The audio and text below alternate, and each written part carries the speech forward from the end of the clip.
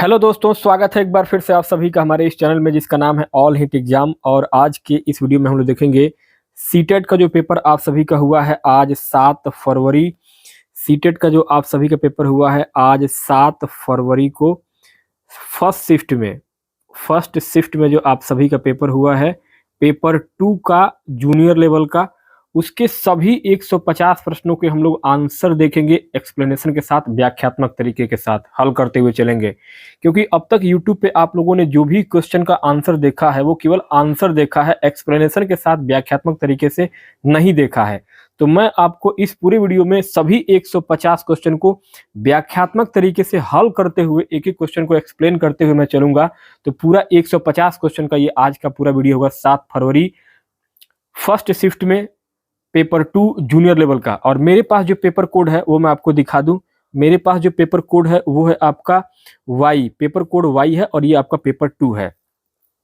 तो दोस्तों चलिए स्टार्ट करते हैं। पहला सेक्शन आपका पूछा गया था पार्ट 1 में, पेपर 2 में, चाइल्ड डेवलपमेंट पेडागोजी, बाल विकास मनोविज्ञान में। क्वेश्चन नंबर पहला पूछा गया है। देखो क्वेश्चन आपके हिंदी और अंग्रेजी दोनों भाषाओं में दिए गए हैं, तो हम लोग जो है वो क्वेश्चन को हिंदी भाषा में देखते हैं। पहला क्वेश्चन पूछा गया था कि यहाँ पे आपका रीड द फॉलोइंग स्टेटमेंट, निम्नलिखित कथनों को पढ़िए। कह रहा है कि अभिकथन एक, खराब लेखन क्षमता वाले छात्रों को अक्सर उनके शिक्षकों द्वारा बौद्धिक रूप से अक्षम के रूप में चित्रित किया जाता है। कारण आर दे रहा है कि शिक्षकों में अंतर्निहित पूर्वाग्रह होते हैं और छात्रों के सीखने के व्यवहार के बारे में धारणा रखते हैं जो छात्रों के विकास को प्रभावित कर सकते हैं। तो इस पहले नंबर के प्रश्न में आपका राइट आंसर होगा option number 3rd, both A and R are true and R is the correct explanation of A. अर्थात ऑप्शन नंबर 3rd यहाँ पे आपका करेक्ट हो जाएगा। क्यों होगा ध्यान दीजिए, क्योंकि शिक्षकों का यह पूर्वाग्रह है कि खराब लिखावट, कम बुद्धि, कारण आर जो दे रहा है कि कम बुद्धि बच्चों को गलत तरीके से लेबल करने यानी कि अभिकथन ए का कारण बनता है। तो यहाँ पे आपका दोनों सत्य हैं और जुड़े हुए हैं, इसलिए आपका ऑप्शन नंबर 3rd ए और आर दोनों सही है और ए बिल्कुल आर की सही व्याख्या करता है। ऑप्शन नंबर 3rd आपका करेक्ट हो जाएगा। नेक्स्ट आगे क्वेश्चन नंबर 2 पूछा गया है कि निम्नलिखित में से कौन सा कक्षा में विविधता को बढ़ावा देने के लिए एक तरीका नहीं है। तो यहाँ राइट आंसर हो जाएगा आपका ऑप्शन नंबर पहला, विद्यार्थियों की पृष्ठभूमि और संस्कृतियों के आधार पर पूर्वाग्रह के अनुकूल व्यवहार करना। क्यों सही होगा, क्योंकि पूर्वाग्रह यानी स्टीरियोटाइपिंग विविधता का सम्मान नहीं करता है बल्कि भेदभाव पैदा करता है। तो यहाँ पे बाकी जो 3 विकल्प हैं इनमें समावेशी शिक्षा को बढ़ावा दिया जा रहा है, तो यहाँ पे नहीं पूछा गया है, तो आपका ऑप्शन नंबर पहला यहाँ पे करेक्ट हो जाएगा। नेक्स्ट आपका अगला क्वेश्चन नंबर 3rd पूछा गया है कि निम्नलिखित में से अधिगम अक्षमता और इसके कारण होने वाली चुनौती का सही मेल कौन सा है। तो सही मेल जो होगा वो होगा आपका ऑप्शन नंबर 4, लेखन वैकल्य, सूक्ष्म पेशी कौशल और वर्तनी को प्रभावित करता है। क्यों होगा ऑप्शन नंबर 4 सही, क्योंकि देखिए डिस्ग्राफिया का संबंध लिखने से होता है, डिसलेक्सिया का संबंध पढ़ने से होता है, डिस्कैलकुलिया का संबंध गणित मैथ से होता है और डिस्प्रक्सिया का संबंध गति यानी कि मोटर स्किल से होता है। तो यहाँ पे आपका ऑप्शन नंबर 4 जो है ये आपका करेक्ट आंसर हो जाएगा। नेक्स्ट आगे चौथा विकल्प पूछ रहा है कि स्वलीनता से जूझ रहे विद्यार्थियों को आसानी से होती है। तो यहाँ आसानी से क्या होता है उनका, ऑप्शन नंबर पहला करेक्ट हो जाएगा, परिचित और पूर्वानुमेय दिनचर्या का पालन करने में। क्योंकि ऑटिज्म वाले बच्चों को बदलाव से परेशानी होती है और वे एक फिक्स रूटीन यानी कि रिपीटेड बिहेवियर रूटीन में खुद को सुरक्षित महसूस करते हैं। तो ऑप्शन नंबर आपका फर्स्ट यहाँ पे करेक्ट हो जाएगा। नेक्स्ट आगे 5वां प्रश्न पूछा गया था कि प्रतिभाशाली बच्चों के बारे में निम्नलिखित में से कौन सा कथन सही नहीं है। तो यहाँ आपका राइट आंसर क्या हो जाएगा 5 नंबर के प्रश्न में, ऑप्शन नंबर 2 हो जाएगा। प्रतिभाशाली बच्चों में जिज्ञासा की भावना कम होती है और उनकी कल्पना शक्ति भी कमजोर होती है। क्यों, क्योंकि यह कथन पूरी तरीके से गलत होगा, क्योंकि प्रतिभाशाली बच्चों की सबसे बड़ी पहचान ही उनकी उच्च जिज्ञासा, हाई क्यूरियोसिटी और मजबूत कल्पना शक्ति होता है। इसलिए आपका ऑप्शन नंबर 2 यहाँ पे करेक्ट हो जाएगा, क्योंकि इसमें नहीं पूछा गया था। आगे 6 नंबर पर अगला प्रश्न पूछा गया है कि विद्यार्थियों द्वारा स्वयं का त्रुटि विश्लेषण, एरर एनालिसिस क्या है। तो यहाँ आपका ऑप्शन नंबर 2 सही हो जाएगा, विद्यार्थियों के लिए अधिगम को स्मृति में बनाए रखने में सहायता प्रदान करता है।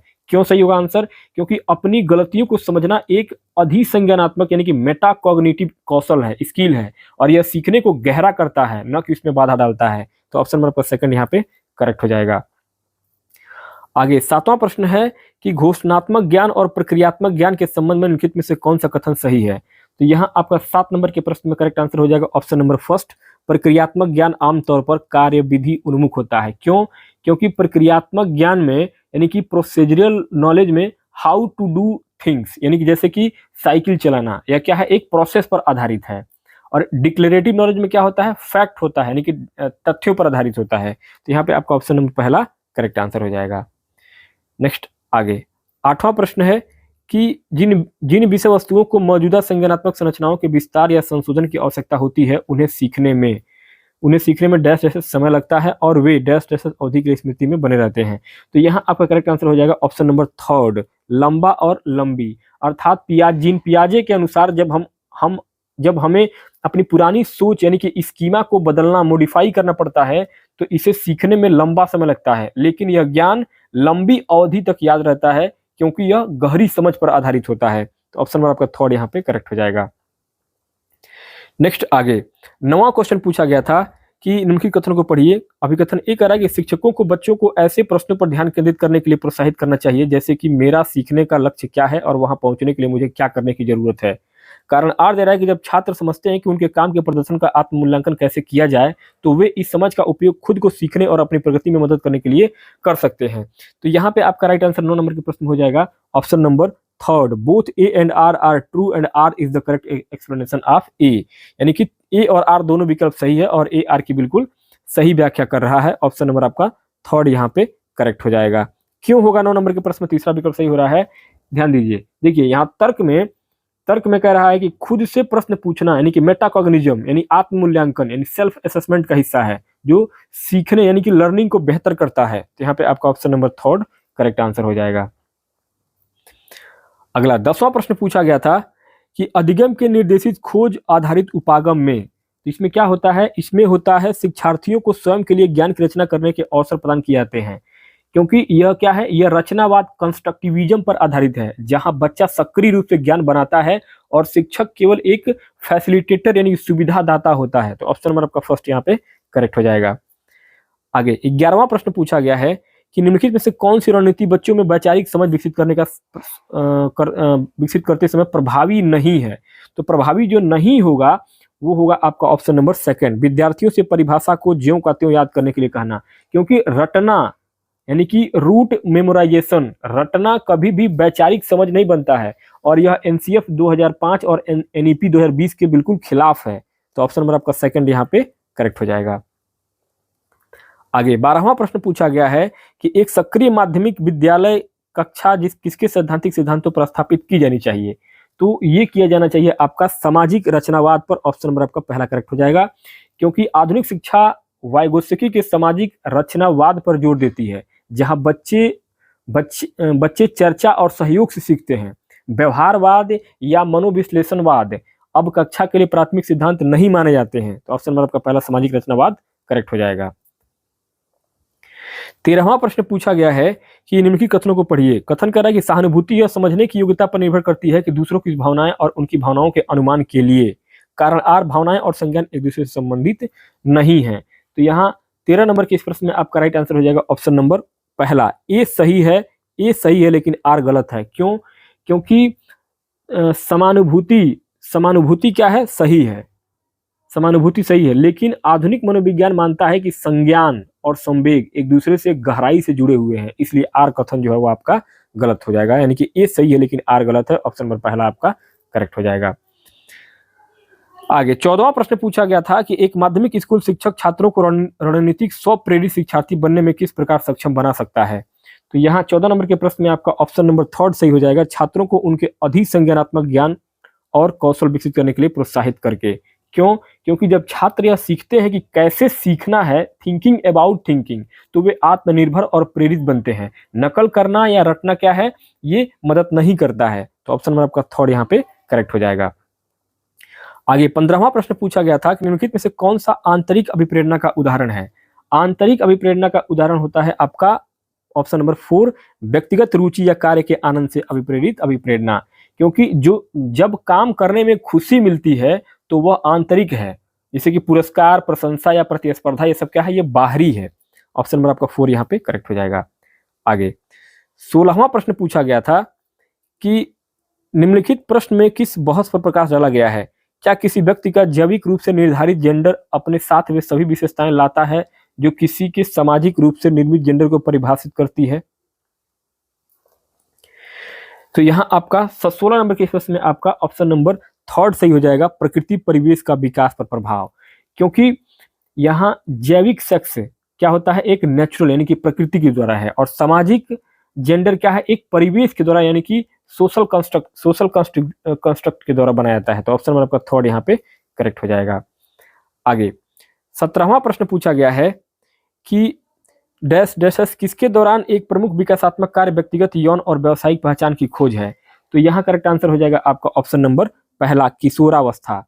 क्योंकि एरिक्सन मनोवैज्ञानिक के सिद्धांत के अनुसार किशोरावस्था का मुख्य संघर्ष पहचान बनाम भ्रांति यानी कि आइडेंटिटी वर्सेस रोल कंफ्यूजन होता है। तो ऑप्शन नंबर का फर्स्ट यहाँ पे किशोरावस्था करेक्ट आंसर हो जाएगा। नेक्स्ट आगे अगला 18वां प्रश्न पूछा गया है। 18वां प्रश्न है कि अभिकथन कह रहा है कि बच्चे समाज के मूल्यों और मानदंडों को प्रत्यक्ष और अप्रत्यक्ष तरीकों से सीखते हैं। कारण आर दे रहा है कि समाजीकरण समाज के रीति रिवाजों और अनुष्ठानों को पारित करने की एक सरल प्रक्रिया है। यहाँ 18 नंबर के प्रश्न में आपका राइट आंसर क्या हो जाएगा? ऑप्शन नंबर पहला हो जाएगा, ए सही है लेकिन आर गलत है। क्यों? क्योंकि बच्चे सब कुछ सीखते हैं इसलिए ए सही है, लेकिन समाजीकरण सोशलाइजेशन एक जटिल एक कॉम्प्लेक्स प्रक्रिया है, सरल नहीं है, इसलिए आर आपका जो है वो गलत हो जाएगा। तो पहला विकल्प सही हो जाएगा, ए सही है लेकिन आर गलत है। आगे 19वां प्रश्न है कि जीन पियाजे के संज्ञानात्मक विकास के सिद्धांत के अनुसार निम्नलिखित में से कौन सी क्षमता औपचारिक संक्रियात्मक सोच को मूर्त संक्रियात्मक सोच से भिन्न करती है? तो यहाँ 19 नंबर के प्रश्न में आपका ऑप्शन नंबर थर्ड सही हो जाएगा, अमूर्त तर्क। क्यों? क्योंकि औपचारिक जो अवस्था होती है वो आपका 11 से 14 वर्ष, इसमें बच्चा अमूर्त यानी कि अब्स्ट्रैक्ट और परिकल्पनात्मक सोच विकसित कर लेता है। जबकि क्या होता है, जबकि मूर्त अवस्था में वह केवल ठोस वस्तुओं पर तर्क कर सकता है। यहाँ पे आपका अमूर्त तर्क ऑप्शन नंबर थर्ड करेक्ट हो जाएगा। नेक्स्ट 20वां प्रश्न है कि जीन पियाजे की एक महत्वपूर्ण आलोचना यह है कि वह विकास पर डैश किसके प्रभाव पर पर्याप्त रूप से विचार करने में विफल थे? तो वो विफल थे संस्कृति पे, ऑप्शन नंबर 4। क्योंकि पियाजे ने विकास को जैविक और सार्वभौमिक माना था, जबकि वाइगोत्स्की ने सिद्ध किया कि संस्कृति और समाज का विकास पर बहुत बड़ा प्रभाव पड़ता है, जिसे पियाजे ने नजरअंदाज कर दिया था। तो ऑप्शन नंबर आपका 4 यहाँ पे संस्कृति करेक्ट हो जाएगा। आगे 21वां प्रश्न पूछा गया है कि निम्नलिखित में से कौन सा एक सही सुमेलित युग्म है? तो सही जो सुमेलन हुआ है वो हुआ है आपका ऑप्शन नंबर थर्ड में, दंड और आज्ञाकारिता उन्मुखीकरण बुरे परिणामों से बचाव। क्यों? क्योंकि यहाँ आपका कोहलबर्ग के पहले चरण में यानी जिसमें कि प्री कन्वेंशनल स्टेज में बच्चा नैतिकता का पालन केवल इसलिए करता है ताकि उसे सजा यानी कि दंड पनिशमेंट न मिले। तो ऑप्शन नंबर आपका थर्ड यहाँ पे करेक्ट और राइट आंसर हो जाएगा। आगे 22वां प्रश्न पूछा गया है कि जीन पियाजे और लेव वाइगोत्स्की के दृष्टिकोण में कौन सी मान्यता समान है? तो यहाँ आपका ऑप्शन नंबर थर्ड करेक्ट हो जाएगा, बच्चे अर्थ निर्माण की प्रक्रिया में शामिल होते हैं। क्यों? क्योंकि यहाँ आपने पढ़ा होगा जेडपीडी मतलब क्या होता है, जोन ऑफ प्रॉक्सिमल डेवलपमेंट। इस सिद्धांत में जो बच्चा अकेले नहीं कर सकता है वह बड़ों की मदद से यानी कि स्कैफोल्डिंग आपने पढ़ा है, पाड़ जिसको बोलते हैं स्कैफोल्डिंग जिसको पाड़ या ढांचा बोलते हैं, यानी कि एक तरीके से छोटा हेल्प बोलते हैं। तो ये आपका ऑप्शन नंबर थर्ड करेक्ट हो जाएगा। नेक्स्ट आगे 23वां प्रश्न पूछा गया है कि लेव वाइगोत्स्की ने प्रस्तावित किया था कि बच्चों में बहुत क्षमता होती है जिसमें वे कार्य भी शामिल होते हैं जिन्हें वे दूसरों के सहयोग से कर सकते हैं। क्यों सही होगा आंसर?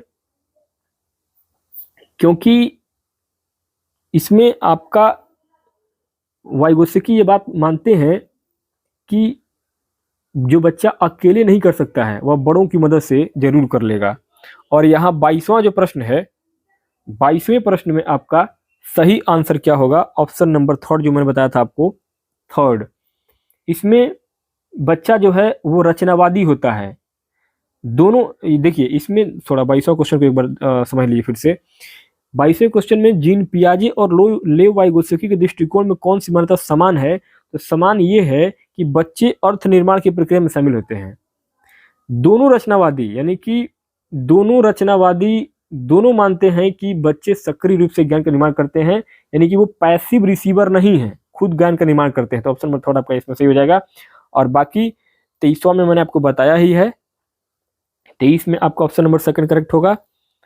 इसको एक्सप्लेन भी मैंने किया है। अब बढ़ते हैं क्वेश्चन नंबर 24, 24वें प्रश्न की ओर। 24वां प्रश्न कह रहा है कि निम्नलिखित कथनों को पढ़िए। अभिकथन ए कह रहा है कि बुद्धि परीक्षण और विस्तारित अवलोकन के संचालन का उद्देश्य बच्चों की विशिष्ट आयाम और क्षमताओं में तुलना करना होना चाहिए। कारण आर दे रहा है कि बुद्धिमत्ता एक जन्मजात क्षमता है और इसे पोषित नहीं किया जा सकता है। सही विकल्प को चुनना है।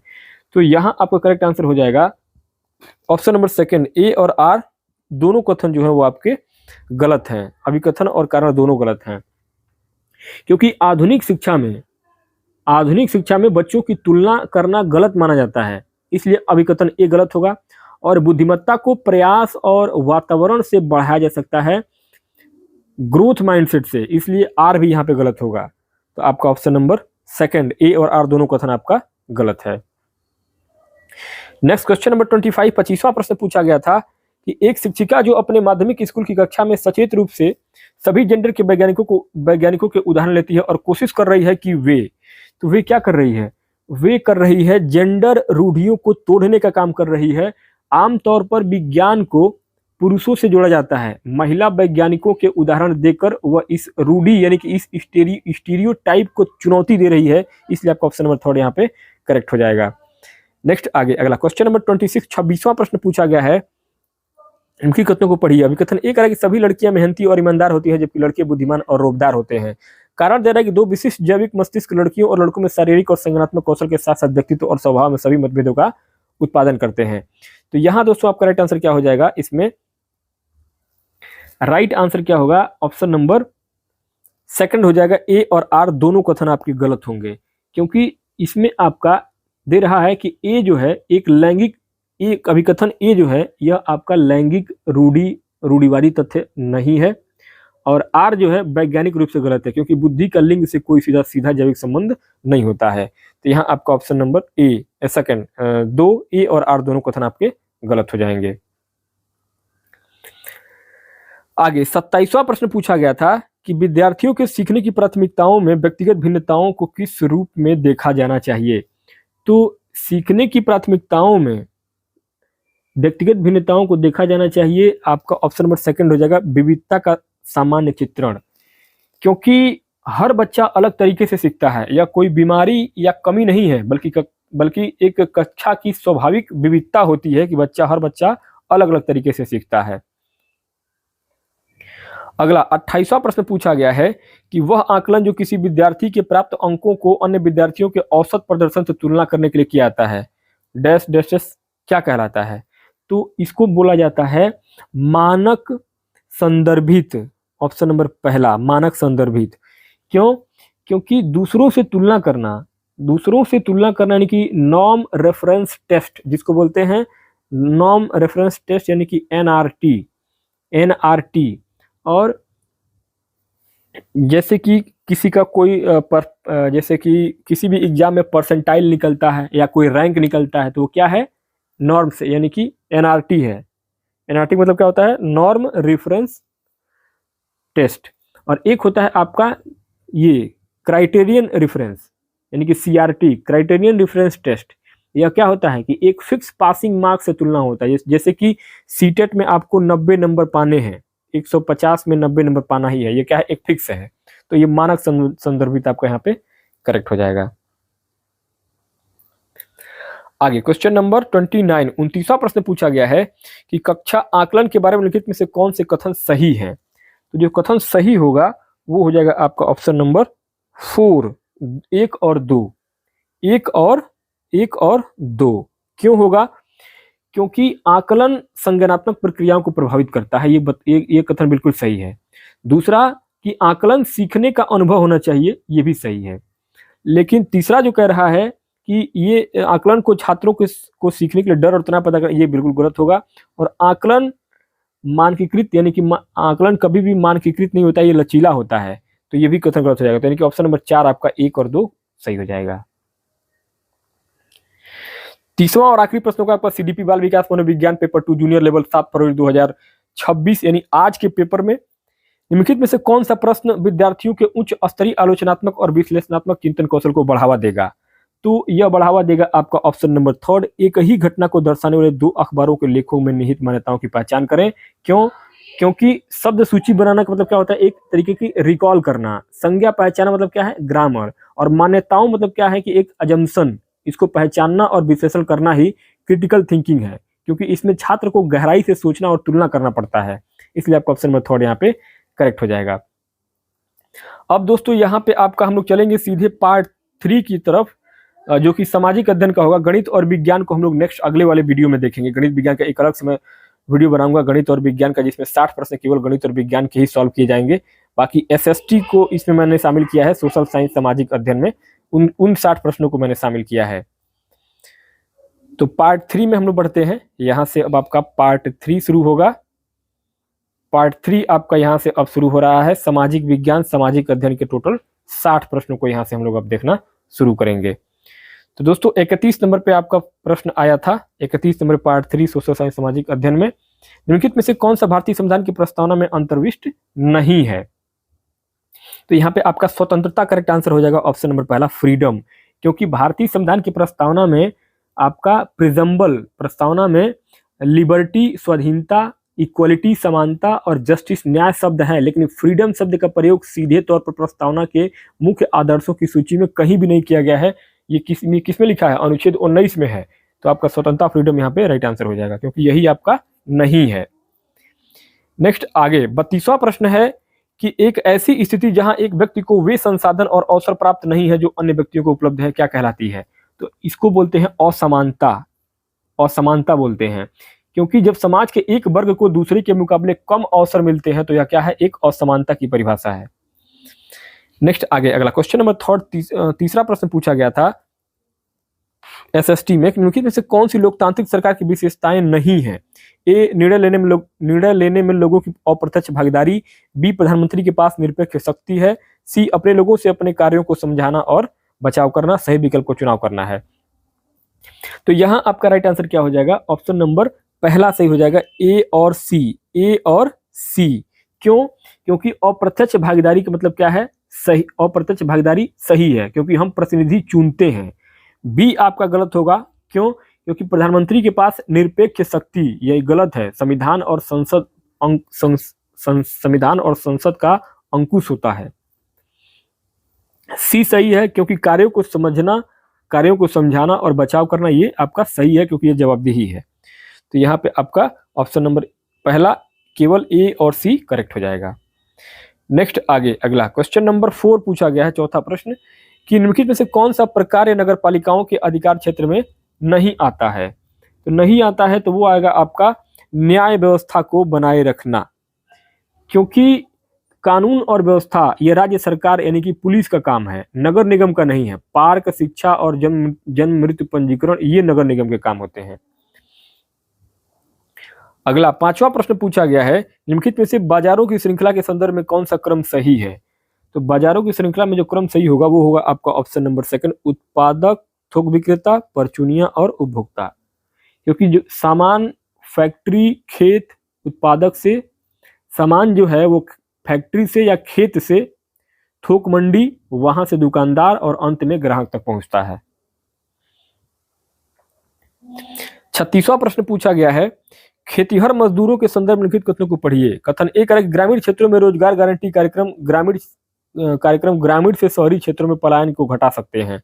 कथन बी है कि ग्रामीण से शहरी क्षेत्रों में पलायन का एक मुख्य कारण शहरी क्षेत्रों में उच्च आय की नौकरियों की उपलब्धता है। तो यहाँ 36 नंबर के इस प्रश्न में आपका करेक्ट आंसर हो जाएगा ऑप्शन नंबर सेकंड, ए और बी दोनों सत्य है, किंतु ए का कारण बी नहीं है। क्यों? देखिए, रोजगार गारंटी जैसा कि मनरेगा या पलायन रोकती है, सही बात है।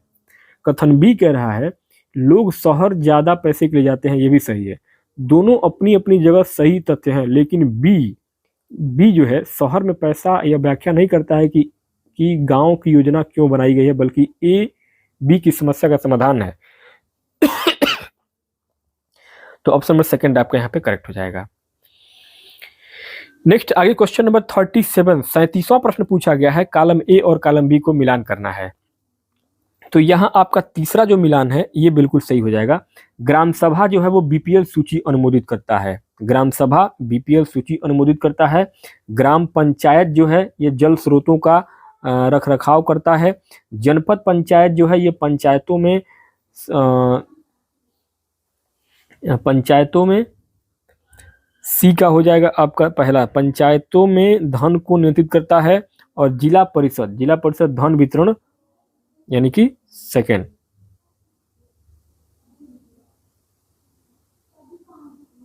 हाँ डी का, हाँ जिला परिषद धन का क्या है, सॉरी एक सेकंड, इसका मिलान एक बार फिर से देख लीजिए। सही आंसर इसका क्या होगा, ग्राम सभा जो होता है, ग्राम सभा यह आपका बीपीएल, ऑप्शन नंबर थर्ड हो जाएगा इसका, बीपीएल सूची को अनुमोदित करता है।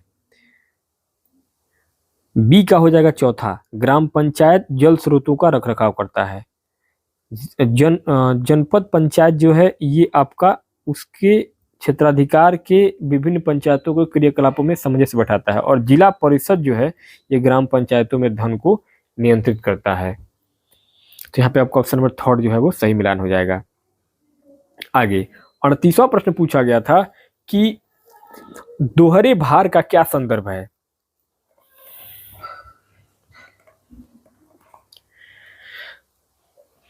हाँ, दोहरे भार का क्या संदर्भ है, दोहरे भार का क्या संदर्भ है, यानी कि डबल बर्डन। डबल बर्डन का मतलब क्या हो गया, ऑप्शन नंबर पहला, औरतें घर का कामकाज करें और घर के बाहर का भी कार्य करें। देखिए समाज शास्त्र में महिलाओं द्वारा ऑफिस की नौकरी और घर की जिम्मेदारी दोनों साथ निभाना दोहरा बोझ कहलाता है समाज शास्त्र में। ऑप्शन नंबर पहला आपका करेक्ट हो जाएगा। आगे 39वां प्रश्न पूछा गया है कि राज्य द्वारा निरंकुश और निरपेक्ष शक्तियों का उपयोग नागरिकों के विरुद्ध करने में डैश डैश नागरिकों को सुरक्षा प्रदान करते हैं। तो यहाँ आपका 39 नंबर के प्रश्न पर आपका राइट आंसर हो जाएगा ऑप्शन नंबर पहला, मौलिक अधिकार।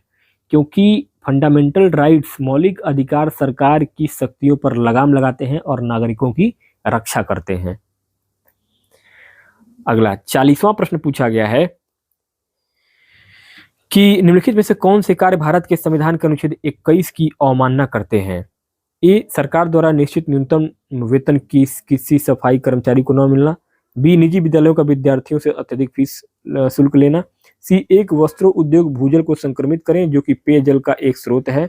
डी, पटरियों पर रेहड़ी वालों को धंधा करने से मना करना। तो 40 नंबर के इस प्रश्न में आपका ऑप्शन नंबर पहला करेक्ट हो जाएगा, ए और सी, ए और सी। क्योंकि न्यूनतम वेतन न मिलना यह क्या है, गरिमापूर्ण जीवन का हनन है। और सी जो है जैसे कि जल प्रदूषण, स्वास्थ्य यानी जीवन का हनन है। बी और डी जो है ये सीधे तौर पर जीवन के खतरे से ज्यादा आर्थिक और व्यावसायिक मुद्दे हैं। हालांकि सुप्रीम कोर्ट ने इसको भी माना है, इसको भी माना है, डी को भी माना है, सुप्रीम कोर्ट ने डी को भी माना है, लेकिन ए और सी यही आपका सबसे सटीक आंसर होगा, ए और सी। आगे 41वां प्रश्न पूछा गया है कि निम्नलिखित कथनों पर विचार करिए। कथन एक है कि यदि किसी प्रज्ञेय अपराध में एफआईआर लिखी पंजीकृत की जाती है तो पुलिस अपराधी के किसी भी चीज को 24 घंटे के लिए रोक सकती है। कथन बी, पुलिस की जांच में विभिन्न प्रकार के प्रमाण एकत्र करना सम्मिलित है। तो यहाँ 41 नंबर के इस प्रश्न में आपका पुलिस और एफआईआर के बारे में जो क्वेश्चन दिया गया है, राइट आंसर हो जाएगा आपका ऑप्शन नंबर 4। ए सत्य है किंतु बी ए गलत है लेकिन बी सत्य है। ए गलत है लेकिन बी सत्य है। क्यों? पुलिस किसी रिश्तेदार को बिना वजह 24 घंटे, पुलिस किसी भी रिश्तेदार को बिना वजह 24 घंटे हिरासत में नहीं रख सकती है। यह कथन क्या है? गलत है। जांच में सबूत इकट्ठा करना पुलिस का काम है। बी, यह बिल्कुल सही है। तो यहाँ आपका ऑप्शन नंबर 4 सही हो जाएगा। 42वां प्रश्न है कि निम्नलिखित में से कौन सा आदिवासियों के हाशिएकरण के प्रत्युत्तर का एक उपयुक्त मार्ग हो सकता है। तो यहाँ हो जाएगा आपका ऑप्शन नंबर 2, उनके इतिहास को विद्यालय में पढ़ाना।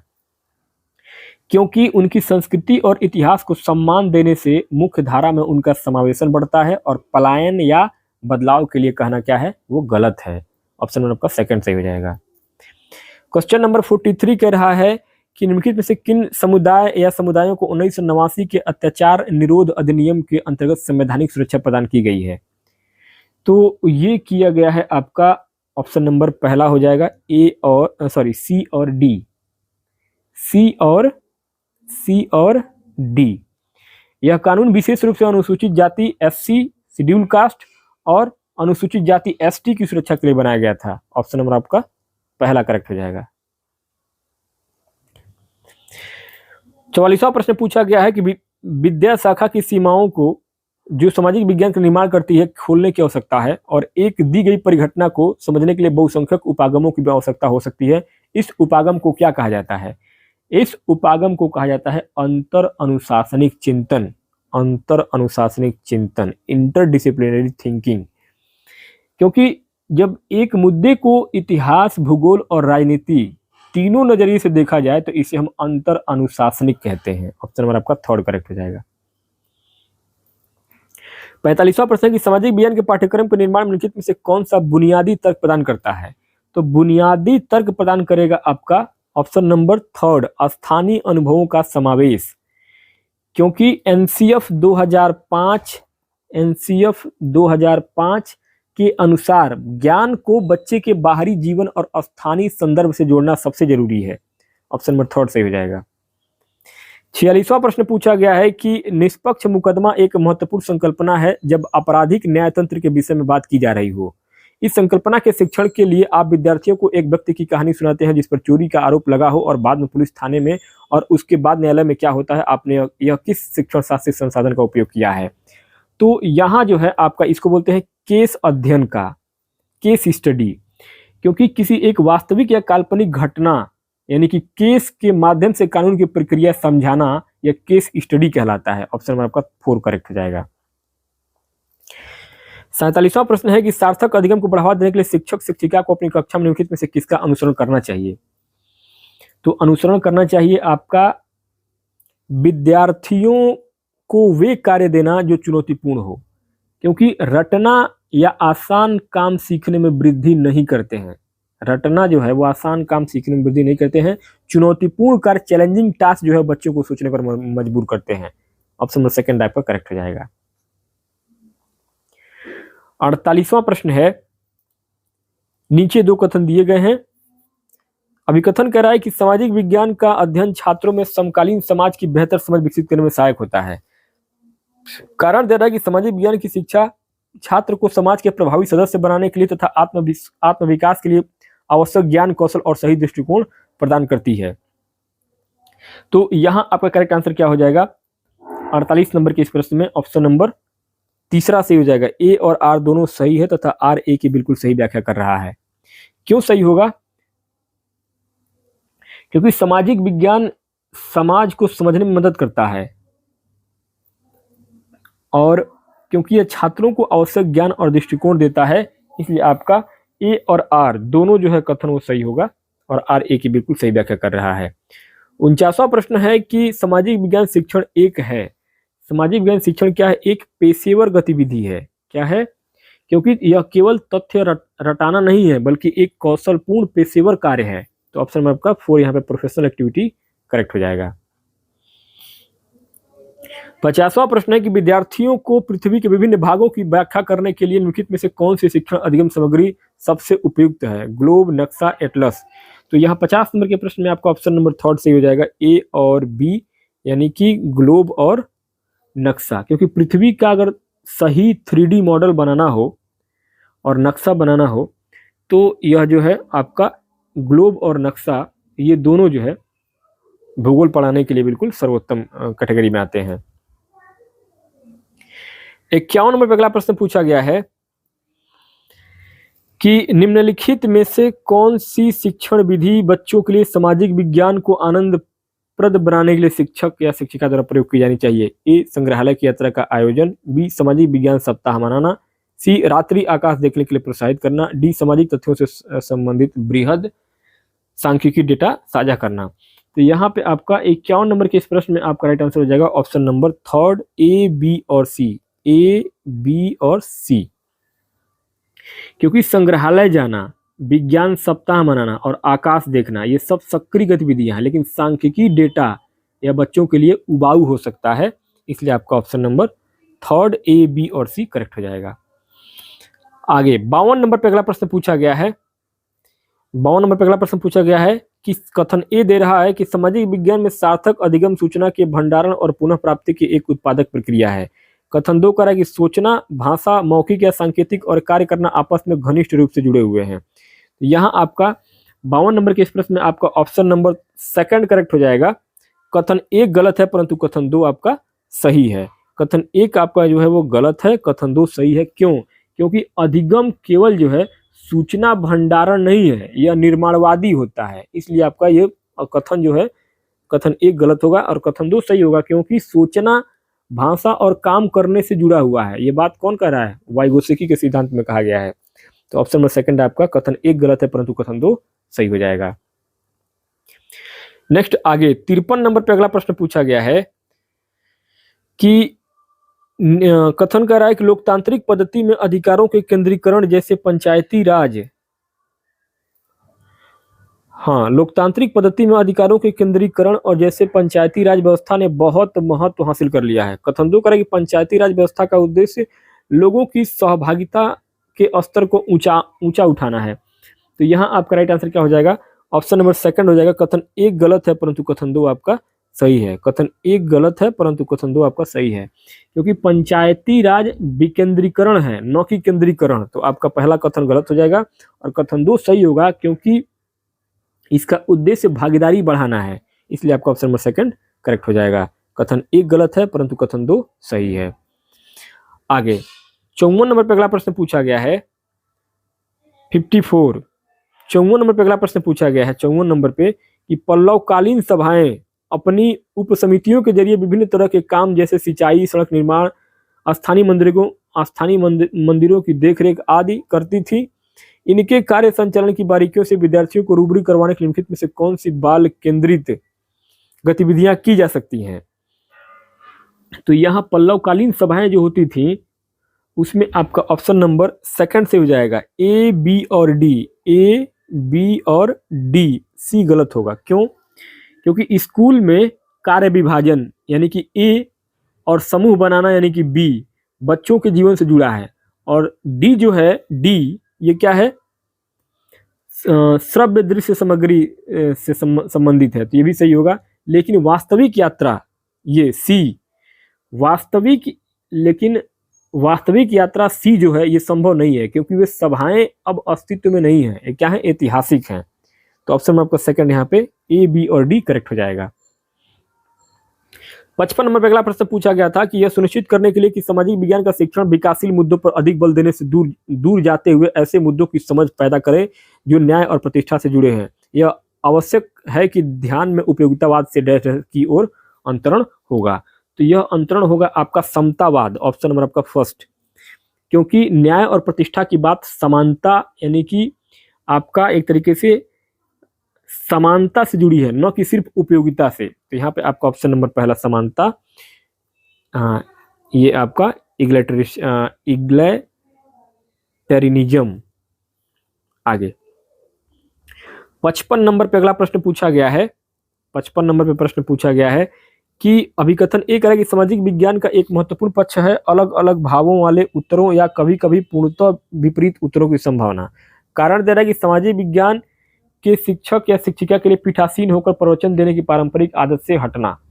तो यहाँ 56 नंबर के प्रश्न में आपका 56 नंबर के प्रश्न में आपका ऑप्शन नंबर चौथा सही हो जाएगा। ए और आर दोनों सही है, और आर जो है वो ए की सही व्याख्या नहीं करता है। क्यों?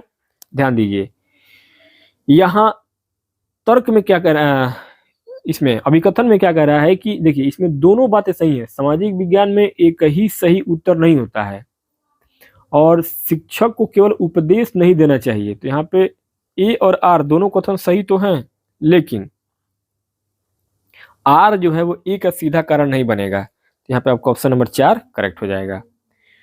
आगे 57 नंबर पे अगला प्रश्न पूछा गया है 57 कि भारतीय उपमहाद्वीप में लोहे का प्रयोग लगभग 3000 साल पहले शुरू हुआ। विद्यार्थियों में ऐसे ऐतिहासिक घटनाओं की समझ को विकसित करने के लिए आप उन्हें क्या कार्य देंगे? तो यहां आपका राइट आंसर हो जाएगा ऑप्शन नंबर पहला, बी, सी और डी। क्यों? क्योंकि लोहार से मिलना यह क्या है? व्यवहारिक ज्ञान है। कारखाना यह क्या है? एक प्रक्रिया को समझना है। और ये डी जो है यानी कि महापाषाण मतलब क्या है? एक ऐतिहासिक साक्ष्य है। लेकिन ए यहाँ पे नहीं होगा क्योंकि गार्डन चाइल्ड की किताब जो है स्कूली बच्चों के लिए बहुत जटिल होती है। तो यहाँ पे आपका ऑप्शन नंबर पहला बी, सी और डी करेक्ट हो जाएगा। 58 नंबर पे अगला प्रश्न पूछा गया है कि वॉलपेपर की परियोजना के माध्यम से आप विद्यार्थियों का आकलन कैसे करेंगे? तो यहां हो जाएगा आपका राइट आंसर ऑप्शन नंबर 4, ए, बी और सी। क्यों ए, बी और सी? क्यों होगा? क्योंकि देखिए विषय चुनना, प्रस्तुति देना और उस पर सवाल जवाब, ये तीनों प्रोजेक्ट के दौरान या बाद के आकलन का हिस्सा है। लेकिन प्रस्तुति से पहले सवाल या योजना का हिस्सा है, परिणाम का नहीं। इसलिए आपका ऑप्शन नंबर 4 ए, बी और सी करेक्ट हो जाएगा। आगे 59 में अगला प्रश्न है कि रचनात्मक आकलनों के संदर्भ में निम्नलिखित में से कौन सा कथन सत्य नहीं है? तो रचनात्मक आकलन के बारे में, फॉर्मेटिव असेसमेंट के बारे में करेक्ट हो जाएगा आपका ऑप्शन नंबर 4, क्योंकि अंतिम निर्णय या पास या फेल करना या क्या है? योगात्मक आकलन का काम है, रचनात्मक का नहीं। तो यहां पे आपका ऑप्शन नंबर 4 करेक्ट हो जाएगा। 60 नंबर पे अगला प्रश्न है परीक्षण के संदर्भ में निम्नलिखित में से क्या सही है? परीक्षण के बारे में सही होगा आपका ऑप्शन नंबर 2, यह विद्यार्थियों के गुणों का परीक्षण नहीं है। क्योंकि एक पेपर पेंसिल टेस्ट किसी बच्चे के संपूर्ण व्यक्तित्व या गुणों को नहीं माप सकता है। यह क्या है? एक सीमित साधन है। तो ऑप्शन नंबर 2 आपका यहाँ पे करेक्ट हो जाएगा। 61 नंबर पे अगला प्रश्न पूछा गया है कि अभिकथन कह रहा है कि अधिगम एक सतत प्रक्रिया है। कथन 2 कह रहा है कि विद्यालय परिसर के बाहर अधिगम नहीं हो सकता है। तो यहाँ पे आपका राइट आंसर क्या हो जाएगा? ऑप्शन नंबर पहला हो जाएगा। कथन 1 सही है परंतु कथन 2 आपका गलत है। कथन 1 सही है परंतु कथन 2 गलत है। क्यों? क्योंकि अधिगम जो है वो सतत है, यह सही है। अधिगम स्कूल के बाहर भी होता है, घर में, खेल में, समाज में। इसलिए आपका ये कथन 2 गलत हो जाएगा। अधिगम एक सतत प्रक्रिया है, बिल्कुल सही बात है। आगे 62 नंबर पे अगला प्रश्न पूछा गया है 62 कि अभिकथन ए कह रहा है कि परीक्षण का एक नैदानिक कार्य है किसी विशेषता की उपस्थिति या अनुपस्थिति को इंगित करना। कारण दे रहा है कि परीक्षण एक घटना या एक स्थिति है जिसमें प्रश्नों या समस्याओं का एक समूह शामिल होता है जो किसी व्यक्ति की अधिगम गुणवत्ता का विश्लेषण करता है या उनके ज्ञान क्षमताओं आदि का निर्धारण करता है। तो यहाँ आपका ऑप्शन नंबर 3 सही हो जाएगा। ए और आर दोनों सही है और आर ए की बिल्कुल सही व्याख्या कर रहा है। क्यों? क्योंकि परीक्षण का काम कमियों का पता लगाना है, यानी कि नैदानिक है, और कारण आर बताता है कि वो यह कैसे होता है, यानी कि गुणवत्ता का विश्लेषण करके। तो ऑप्शन नंबर आपका 3 यहाँ पे करेक्ट हो जाएगा। ए और आर दोनों सही है तथा आर ए की बिल्कुल सही व्याख्या कर रहा है। 63 नंबर पे अगला प्रश्न पूछा गया है 63 पूछा गया है कि अभिकथन कर रहा है कि विद्यालयी शिक्षा में पेपर पेंसिल परीक्षण शिक्षार्थियों के परीक्षण का एकमात्र तरीका है। कथन 2 विद्यालयों में परीक्षण के दौरान शिक्षार्थियों के प्रदर्शन को बताने के लिए संख्याओं या मूल्यों का निर्धारण कर दिया जाता है। तो 63 में आपका राइट आंसर हो जाएगा ऑप्शन नंबर 2। कथन 1 गलत है परंतु कथन 2 सही है। कथन 1 आपका गलत है परंतु कथन 2 सही है। क्यों? क्योंकि केवल पेपर और पेंसिल, जैसा कि मैंने आपको बताया, केवल पेपर और पेंसिल जो है यह तरीका नहीं होता है। जब टेस्ट होता है, तो जब परीक्षा होता है तो हम लोग जैसे देखिए, केवल पेपर पेंसिल ही तरीका नहीं होता है, ये बिल्कुल गलत है। लेकिन जब टेस्ट होता है तो नंबर या ग्रेड दिए जाते हैं, ये सही है। तो आपका यहाँ पे ऑप्शन नंबर सेकंड सही हो जाएगा, यानी कि कथन 1 आपका गलत है और कथन 2 सही है।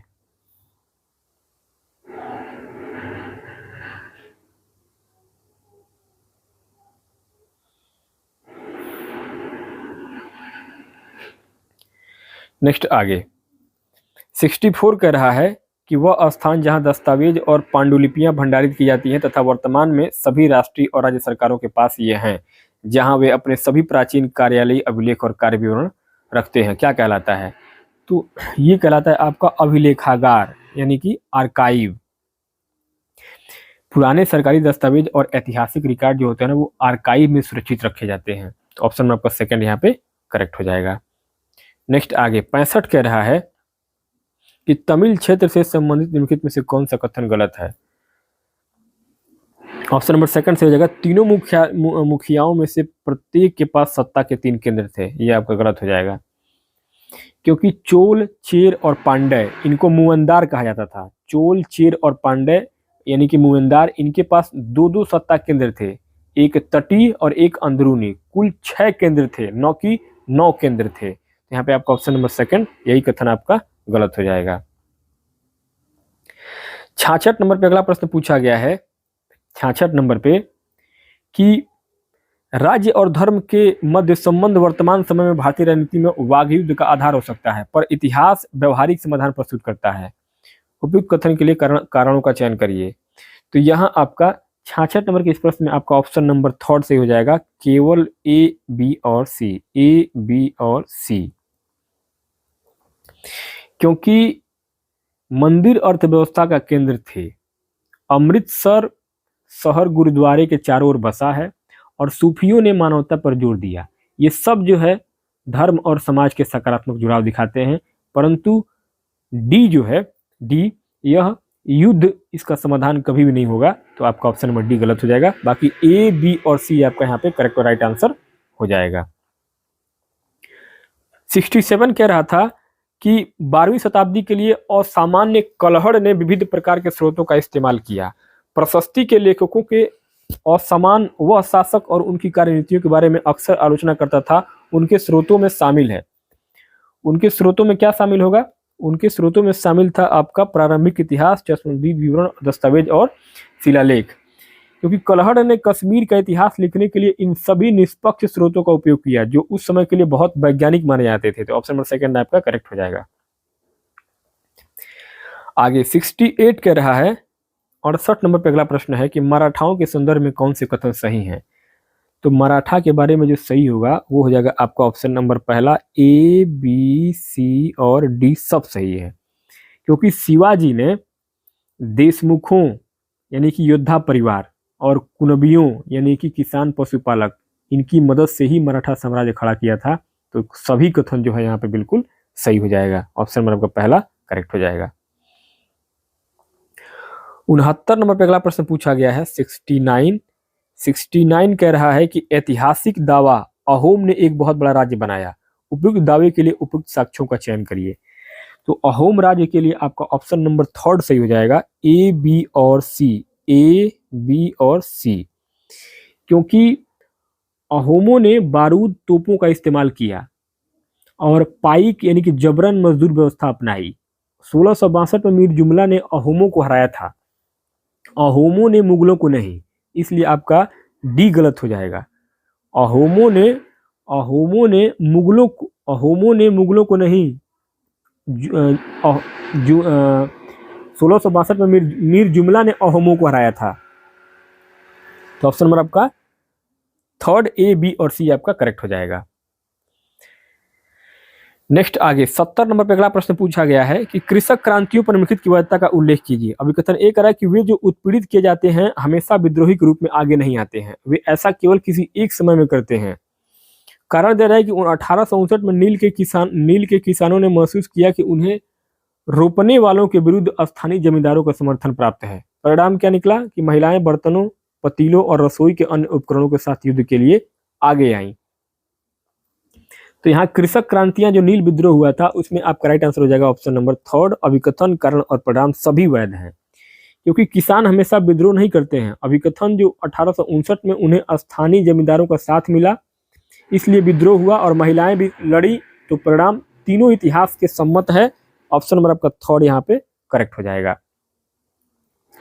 71 नंबर पे अगला प्रश्न पूछा गया है कि 18वीं शताब्दी के द्वितीय अर्ध के दौरान कंपनी की नीतियों से संबंधित कुछ तथ्य नीचे दिए गए हैं। तो ये तथ्य जो नीचे दिए गए हैं इनमें से आपका राइट आंसर क्या हो जाएगा, तो ये हो जाएगा आपका option number third, BDCA, BDCA, यानी कि आपका ऑप्शन नंबर थर्ड पहले बी से शुरू होगा, BDCA, अर्थात कंपनी सोना चांदी लाती थी 1765 से पहले शुरू हुआ था। कंपनी दीवान बनी 1765, बंगाल के राजस्व से व्यापार 1765 के बाद हुआ और कारीगरों का पलायन जो है शोषण और अकाल के कारण बाद में हुआ। यहाँ पे आपका option number third BDCA correct हो जाएगा। 72 कह रहा है कि निम्नलिखित में से कौन सा संस्थागत विकास वुड्स डिस्पैच का प्रत्यक्ष परिणाम था। तो यहाँ आपका राइट आंसर हो जाएगा ऑप्शन नंबर 4, उपयुक्त में से दो, उपयुक्त में से दो। वुड्स डिस्पैच 1854 के बाद कब हुआ था, 1854 के बाद शिक्षा विभाग बने ए, और 1857 में विश्वविद्यालय खुले सी, ए और सी। ICS कॉलेज जो है वो इंग्लैंड में है, इसी से सीधे नहीं जुड़े थे। तो यहाँ पे आपका ऑप्शन नंबर 4, उपयुक्त में से दो जो है ये आपका सही होगा। 73 कह रहा है कि निम्नलिखित में से किसने तर्क दिया कि आर्य शासन से पहले स्वर्ण युग का अस्तित्व था, जब योद्धा किसान भूमि जोतते थे और मराठा देहात में न्यायसंगत तरीके से शासन करते थे। 73 नंबर के इस प्रश्न में आपका राइट आंसर हो जाएगा option number second, Jyotirao Phule. Jyotirao Phule ने अपनी किताब गुलामगिरी में तर्क दिया था कि आर्य विदेशी थे और उनसे पहले यहाँ के मूल निवासी शूद्र और अतिशूद्र सुख से रहते थे। आगे 74 कह रहा है कि गैर ब्राह्मण नॉन ब्राह्मण आंदोलन पर निम्नलिखित कथनों पर विचार करिए। ऑप्शन नंबर थर्ड से हो जाएगा, केवल ए और सी ही, ए और सी वैध है, बी गलत हो जाएगा। क्यों? क्योंकि यह आंदोलन उन पिछड़ी जातियों ने शुरू किया जिनके पास शिक्षा, धन और प्रभाव आ गया था, जैसे कि नायर, जस्टिस या पार्टी। उन्होंने आर्यों को विदेशी बताया, देशज नहीं, इसलिए बी गलत होगा आपका। तो ए और सी आपका यहाँ पे करेक्ट हो जाएगा, ऑप्शन नंबर थर्ड। आगे 75 नंबर पे अगला प्रश्न पूछा गया है कि किसी भी समाज में सामाजिक असुरक्षाएं विसंबंधन के भाव का परिणाम होती है। इस संदर्भ में भारतीय राष्ट्रवादी आंदोलन एक आंदोलन था। कैसा आंदोलन था? तो ये आपका आंदोलन था, ऑप्शन नंबर पहला सही हो जाएगा, केवल ए और बी, केवल ए और बी। अर्थात राष्ट्रवाद का उद्देश्य था जनता को सर्वोपरि मानना और भेदभाव मिटाना, सरकार को भगवान मानना। राष्ट्रवाद नहीं बल्कि गुलामी होती है। तो ऑप्शन नंबर आपका पहला यहाँ पे केवल ए और बी आपका करेक्ट हो जाएगा। नेक्स्ट आपका 76 कह रहा है कि यह 1864 में मद्रास चेन्नई में स्थापित हुआ था। इसका उद्देश्य जाति भेदभाव को समाप्त करना, विधवा पुनर्विवाह को बढ़ावा देना और महिलाओं की शिक्षा को प्रोत्साहित करना था। इसने रूढ़िवादी हिंदू धर्म के अंधविश्वासों और रीति रिवाजों की निंदा की। इस आंदोलन संस्थान की पहचान कीजिए। तो यहाँ आपका राइट आंसर क्या हो जाएगा? ऑप्शन नंबर 4 हो जाएगा, वेद समाज। अर्थात वेद समाज की स्थापना 1864 में मद्रास में हुई थी और यह ब्रह्म समाज से प्रेरित था और उसने जाति पाति और अंधविश्वासों का विरोध किया था। तो ऑप्शन नंबर आपका 4 यहाँ पे वेद समाज करेक्ट और राइट आंसर हो जाएगा। आगे क्वेश्चन नंबर 77 का है, 77 नंबर पर अगला प्रश्न पूछा गया था कि स्वतंत्रता की प्राप्ति के बाद भाषा के आधार पर राज्यों के गठन की मांग तीव्रता क्यों आई? तो यहाँ भाषाई राज्यों की जो मांग हुई थी वो हुआ था आपका ऑप्शन नंबर फर्स्ट, केवल ए और बी, ए और बी। यहाँ पे कांग्रेस ने 1920 में वादा किया था लेकिन आजादी के बाद वो मुकर गई। तो कथन सी यहाँ पे गलत होगा क्योंकि सबसे बड़ा विरोध तेलुगु भाषियों ने किया था, पोट्टी श्रीरामुलु, न कि तमिल भाषियों ने। तो यहाँ पे आपका ऑप्शन नंबर पहला ए और बी आपका यहाँ पे करेक्ट आंसर हो जाएगा। आगे 78 नंबर पर अगला प्रश्न पूछा गया है कि चंद्रमा पृथ्वी का एक चक्कर लगभग कितने दिनों में पूरा करती है? तो ये 27 दिन में पूरा करती है। कितने दिन में? 27 दिन में, क्योंकि चंद्रमा को पृथ्वी की परिक्रमा करने में लगभग 27.3 दिन का समय लगता है। आगे 79 नंबर पे अगला प्रश्न पूछा गया है मिलान करने के लिए।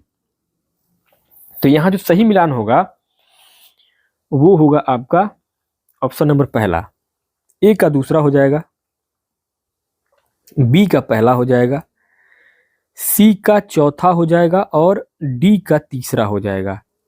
अर्थात कर्क रेखा 23.5 डिग्री उत्तर होती है, कर्क रेखा 23.5 डिग्री उत्तरी गोलार्ध में, मकर रेखा 23.5 डिग्री दक्षिणी गोलार्ध में, उत्तर ध्रुव वृत्त जो है विषुवत रेखा के 66.5 डिग्री उत्तर में और दक्षिणी ध्रुव वृत्त विषुवत रेखा के 66.5 डिग्री दक्षिण में। ये मिलान आपका बिल्कुल सही है। 80 नंबर पर अगला प्रश्न पूछा गया कि पृथ्वी के संबंध में निम्नलिखित में से कौन सा एक सही नहीं है। पृथ्वी के बारे में कौन सा कथन सही नहीं है? तो यहाँ आपका राइट आंसर क्या हो जाएगा? ऑप्शन नंबर पहला, पृथ्वी का सूर्य के चारों तरफ घूमना घूर्णन कहलाता है। देखिए, सूर्य के चारों ओर घूमना परिक्रमण कहलाता है, अपनी धुरी पर घूमना घूर्णन कहलाता है दोस्तों। तो यहाँ पे आपका ऑप्शन नंबर पहला ये कथन आपका गलत हो जाएगा।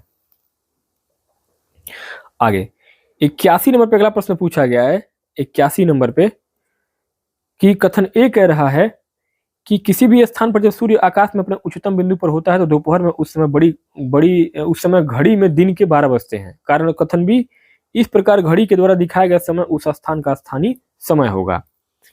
तो यहाँ आपका सही उत्तर हो जाएगा आपका ऑप्शन नंबर थर्ड, दोनों ए और बी बिल्कुल सही है। जब सूर्य सिर के ठीक ऊपर होता है तो 12 बजते हैं, यानी कि स्थानीय समय घड़ियां इसी आधार पर सेट की जाती हैं। ऑप्शन नंबर थर्ड आपका सही हो जाएगा। 82 कह रहा है कि पारितंत्र का निर्माण होता है। पारितंत्र का निर्माण कैसे होता है? तो ये होता है आपका जीव जंतुओं एवं उनके आसपास के पर्यावरण के बीच के संबंधों के द्वारा। मानव और पर्यावरण, देखिए पारितंत्र यानी कि सजीव और उनके निर्जीव वातावरण के बीच की अंतःक्रिया ही क्या कहलाती है? पारितंत्र कहलाती है। ऑप्शन नंबर का पहला करेक्ट हो जाएगा। 83 कह रहा है, क्वेश्चन नंबर 83, 83 नंबर पर अगला प्रश्न पूछा गया है कि मानव अपने पर्यावरण के साथ पारस्परिक क्रिया करता है तथा अपनी आवश्यकता के अनुसार परिवर्तन करता है। बी, प्राकृतिक एवं मानवीय पर्यावरण के बीच सही संतुलन होना आवश्यक है। तो यहाँ 83 नंबर के इस प्रश्न में आपका करेक्ट आंसर हो जाएगा ऑप्शन नंबर 4, दोनों ए और बी सही है, और लेकिन बी जो है ए की व्याख्या नहीं कर रहा है, क्योंकि मनुष्य पर्यावरण बदलता है, इसलिए ए सही है। संतुलन जरूरी है, बी भी सही है, लेकिन संतुलन का होना मनुष्य द्वारा बदलाव करने का कारण यह नहीं होगा, इसलिए आपका ऑप्शन नंबर 4 करेक्ट हो जाएगा। 84 कह रहा है, क्वेश्चन नंबर 84, कि भारत के ठंडे रेगिस्तान लद्दाख में मुख्य क्रियाकलाप पर्यटन ही क्यों है? तो पर्यटन इसलिए है, ऑप्शन नंबर आपका सेकंड से हो जाएगा, ए, बी और सी। ए, बी और सी,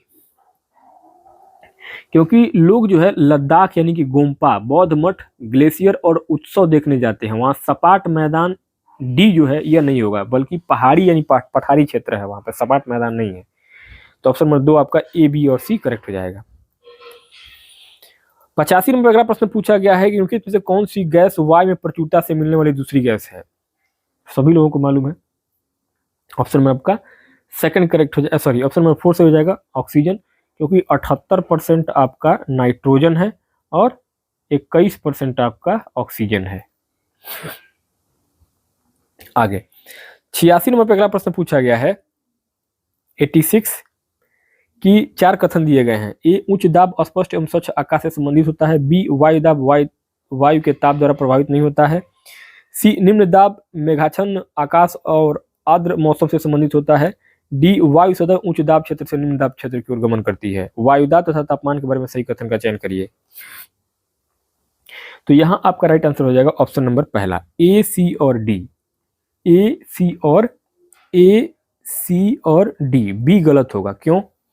देखिए, उच्च दाब जहां होगा वहां मौसम साफ होगा, निम्न दाब जहां होगा वहां बादल और बारिश आएंगे, और हवा हमेशा उच्च दाब से निम्न दाब की ओर चलती है।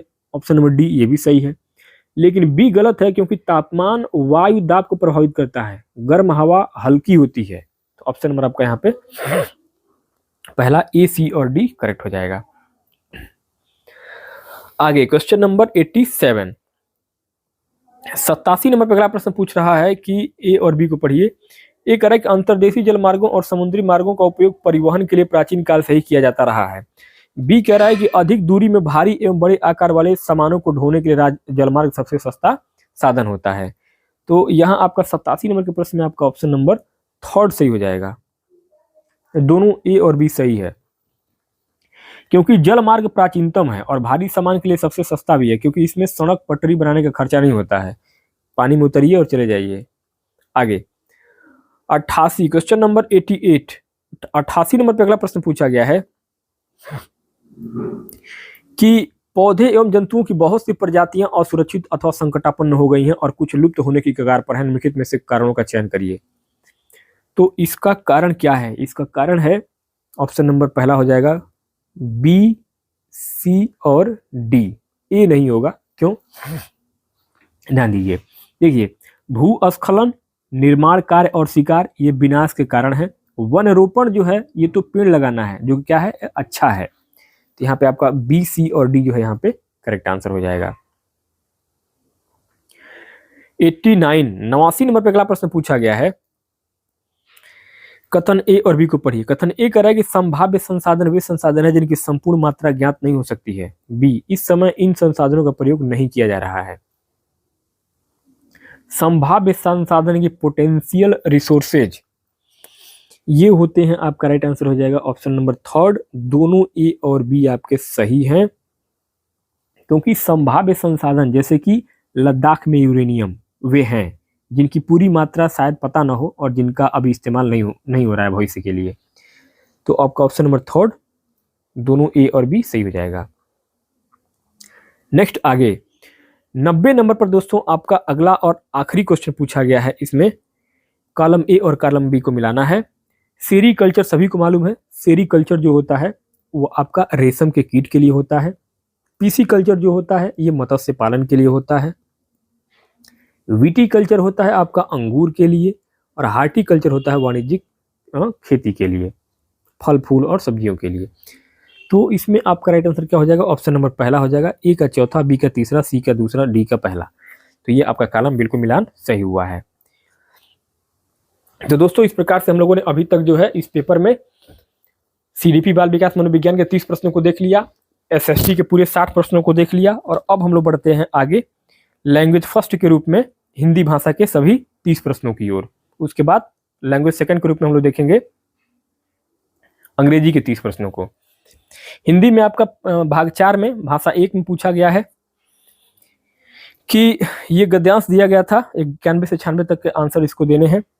कह रहा है कि पर त्राण कहाँ, किस्मत के लाखों भोग अभी तक बाकी हैं, धरती के तन में एक नहीं 100 रोग अभी तक बाकी हैं, जल रही आग दुर्गंध लिए छा रहा चतुर्दिक विकट धूम, विष के मतवाले कुटिल नाग निर्भय फण जोड़े रहे घूम, द्वेषों का भीषण तिमिर व्यूह पग पग पहरई अभी भी अविश्वास है, चमू सजी दानवता की खिलखिला रहा है सर्वनाश, पर हो अधीर मत मनवाते मानवते, पर हो अधीर मत मेरे मन, है जूझ रही इस व्यूज पीछे धरती की कोमल एक किरण।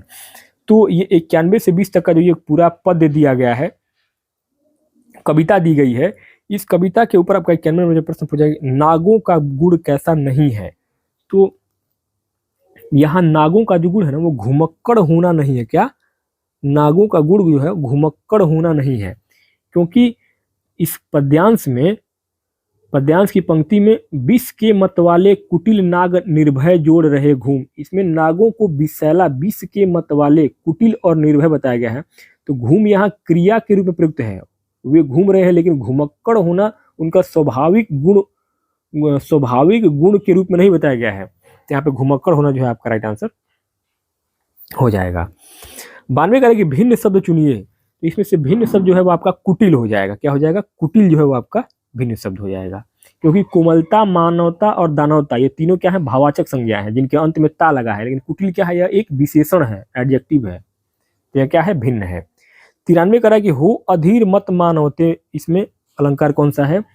तो इसमें अलंकार है आपका मानवीकरण अलंकार है। ऑप्शन नंबर पहला करेक्ट हो जाएगा, क्योंकि यहाँ मानवता यानी कि एक भाव को एक इंसान की तरह संबोधित किया गया है, जैसे कि जो अधीर यानी कि बेचैन हो रही है, जब निर्जीव या अमूर्त भावों को सजीव बताया जाए तो वहां पे क्या होता है, मानवीकरण अलंकार होता है। 94 कह रहे कवि अपने मन को अधीर होने से क्यों रोक रहा है? तो कवि अपने मन को रोक रहा है क्योंकि धरती की कोमल किरण जूझ रही है। पद्यांश की यानी कविता की अंतिम लाइन में है कि है जूझ रही इस बीच धरती की कोमल एक किरण। इसमें कवि उम्मीद की किरण को संघर्ष करते देख मन को धैर्य रखने को कहता है। तो यहाँ 94 नंबर के प्रश्न में आपका ऑप्शन नंबर सेकंड करेक्ट हो जाएगा। 95 करेगा कि छा रहा चतुर्दिक विकट धूम का आशय है। तो यहाँ आपका राइट आंसर हो जाएगा ऑप्शन नंबर सेकंड, चारों ओर बहुत अधिक धुआं है। कविता में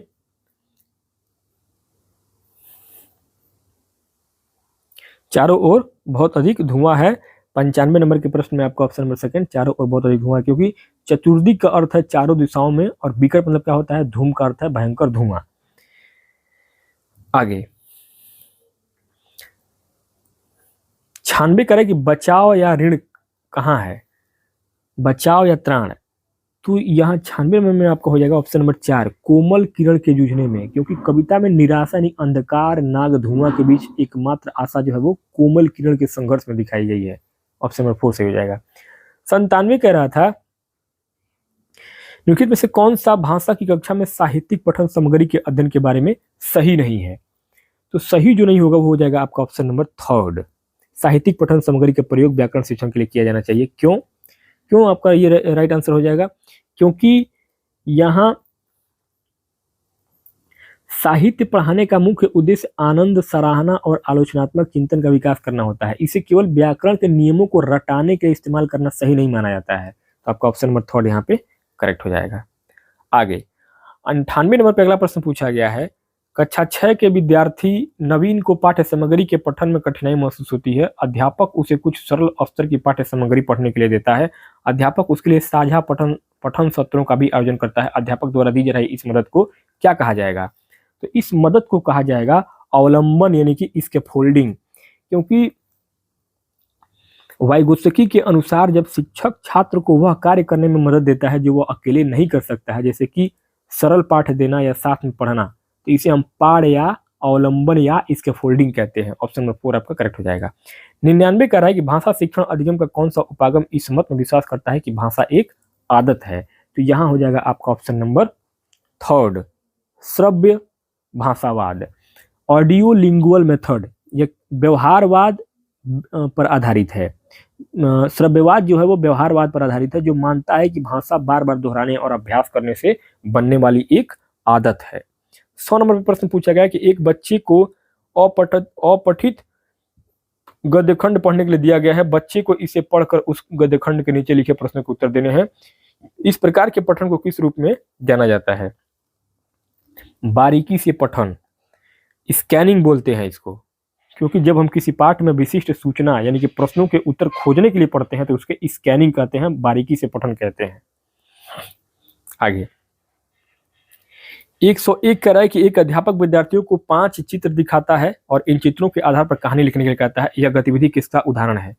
यह गतिविधि आधारित है आपका रचनात्मक लेखन का, क्योंकि चित्रों को देख करके अपनी कल्पना से कहानी बनाना बच्चे की रचनात्मकता यानी क्रिएटिविटी को दिखाता है। तो ऑप्शन नंबर 2 करेक्ट हो जाएगा।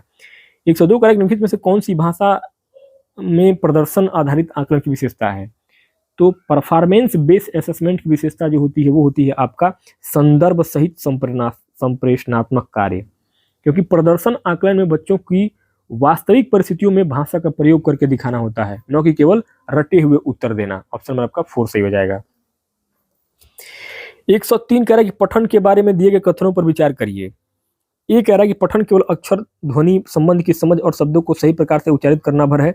बी पठन अर्थ तक पहुंचने के लिए संकेतों को डिकोड करना है। तो यहाँ 103 में आपका राइट आंसर हो जाएगा ऑप्शन नंबर 1, बी सही है लेकिन ए गलत है। बी सही है लेकिन ए गलत है, क्योंकि ए गलत है क्योंकि पढ़ना केवल उच्चारण नहीं है बल्कि अर्थ समझना है, और बी सही इसलिए है क्योंकि पढ़ने का मुख्य उद्देश्य लिखित संकेतों को डिकोड करके अर्थ तक पहुंचना है। यहाँ पे आपको ऑप्शन नंबर बी सही हो जाएगा।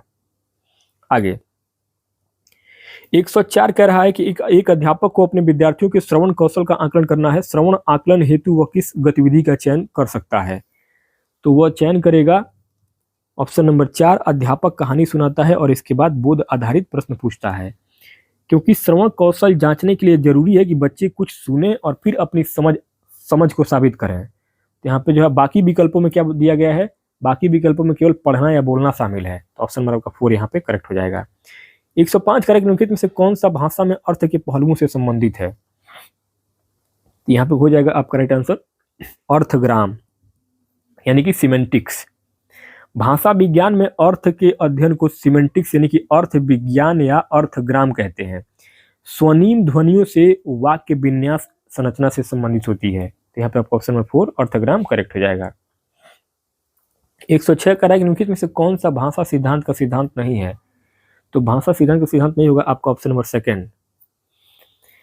आधुनिक शिक्षा शास्त्र रटने को सिद्धांत नहीं मानता है। भाषा उपयोग और संचार से सीखी जाती है, नियम को रटने से नहीं। इसलिए आपका ऑप्शन नंबर 2 यहाँ पे करेक्ट हो जाएगा। 107 कह रहा है कक्षा 6 का एक अध्यापक श्यामपट्ट के बिल्कुल मध्य में एक शब्द लिखता है और शिक्षार्थियों से उन सभी शब्दों के बारे में सोचने विचारने के लिए कहता है जो मध्य में लिखे इस शब्द से संबंधित हो। इस गतिविधि का मुख्य उद्देश्य क्या होगा?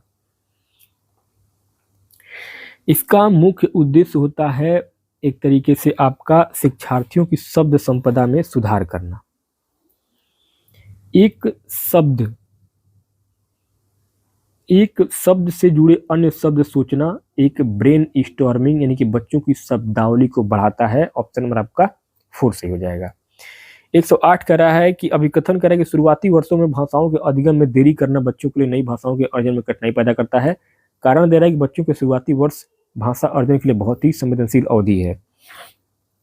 तो यहाँ आपका करेक्ट आंसर क्या हो जाएगा? ऑप्शन नंबर 3 ए सही है, लेकिन ए सही है, ए और आर दोनों सही है और आर ए की बिल्कुल सही व्याख्या कर रहा है। क्योंकि क्रांतिक अवधि परिकल्पना क्रिटिकल पीरियड हाइपोथेसिस के अनुसार बचपन में भाषा अर्जन क्षमता सर्वाधिक होती है। आर इसलिए देरी करने पर सीखना मुश्किल हो जाता है। तो यहाँ पे आपका ऑप्शन नंबर 3 ए और आर दोनों सही है और आर ए की बिल्कुल सही व्याख्या कर रहा है। 109 कह रहा है कि बहुभाषावाद के संदर्भ में बुनियादी चरण के राष्ट्रीय पाठ्यचर्या की रूपरेखा 2022 का एक मुख्य सिद्धांत है। एनसीएफ 2022 में हो जाएगा आपका ऑप्शन नंबर 1 करेक्ट हो जाएगा। एनसीएफ 2022 मानता है कि एक से अधिक भाषाएं जानने वाले बच्चे संज्ञानात्मक रूप से अधिक लचीले और सामाजिक रूप से अधिक सहिष्णु होते हैं। ऑप्शन नंबर 1 आपका करेक्ट हो जाएगा। 110 कह रहा है कि कुछ वाक समुदायों में एक ही भाषा के विविध प्रकार साथ साथ विद्यमान है, सभी प्रकारों के सामाजिक कार्यों की विशेष श्रृंखला है। इस स्थिति को किस रूप में वर्णित किया जाएगा? तो इसको बोलते हैं द्विभाषिकता यानी कि डिग्लासिया। जब एक ही समाज में भाषा के 2 रूप चलते हैं, एक उच्च और एक औपचारिक कार्यों के लिए, तो एक निम्न और एक घरेलू कार्यों के लिए होते हैं, इसे हम डिग्लोसिया कहते हैं। ऑप्शन नंबर आपका पहला द्विभाषी रूपता। 111 कह रहा है कि बच्चे अपने अपने जोड़ीदार के साथ कार्य करते हैं। एक पाठ्य सामग्री को 2 खंडों में विभाजित किया जाता है। एक बालक अपनी पाठ्य सामग्री अपने जोड़ीदार को पढ़कर सुनाता है और दूसरा बालक उसे सुनकर लिखता है। फिर दोनों समूची पाठ्य सामग्री पर कार्य करते हैं। इस गतिविधि को क्या कहेंगे? इस गतिविधि को कहा जाता है जारी रहने वाला श्रुतलेख यानी कि रनिंग डिक्टेशन। यह गतिविधि क्या है? रनिंग डिक्टेशन यानी कि जिग्सा डिक्टेशन का एक रूप है जहां छात्र एक दूसरे पर निर्भर होकर के पूरा पाठ करते हैं। यह एक पारस्परिक सहयोग पर आधारित लेख है। अब दोस्तों यहाँ 112 से 120 तक के जो प्रश्न है वो आपके इस गद्यांश से दिए गए थे। गद्यांश दिया गया था कि एक तरफ यह लोक साहित्य एवं लोक विज्ञान की परंपरा है तो दूसरी तरफ लोक शास्त्र की परंपरा है। हम जानते हैं कि हमारे यहाँ स्मृतियों और श्रुतियों की परंपरा रही है।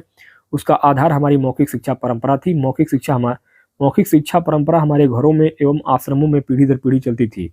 घर भी गृहस्थ आश्रम ही हुआ करते थे। हर घर की एक शुचिता होती थी, मर्यादा होती थी, कुदरती संसाधनों के उपयोग की मर्यादा, स्वास्थ्य संबंधी हमारे सुदीर्घ अनुभवों से उपजी शुचिता, इसे हम जीते थे। तो ये पूरा गद्यांश कुछ इस तरीके से इतना लंबा चौड़ा दिया गया था।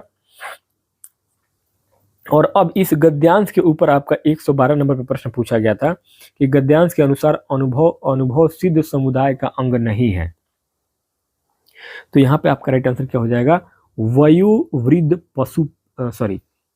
ऑप्शन नंबर 3 वयोवृद्ध वैज्ञानिक।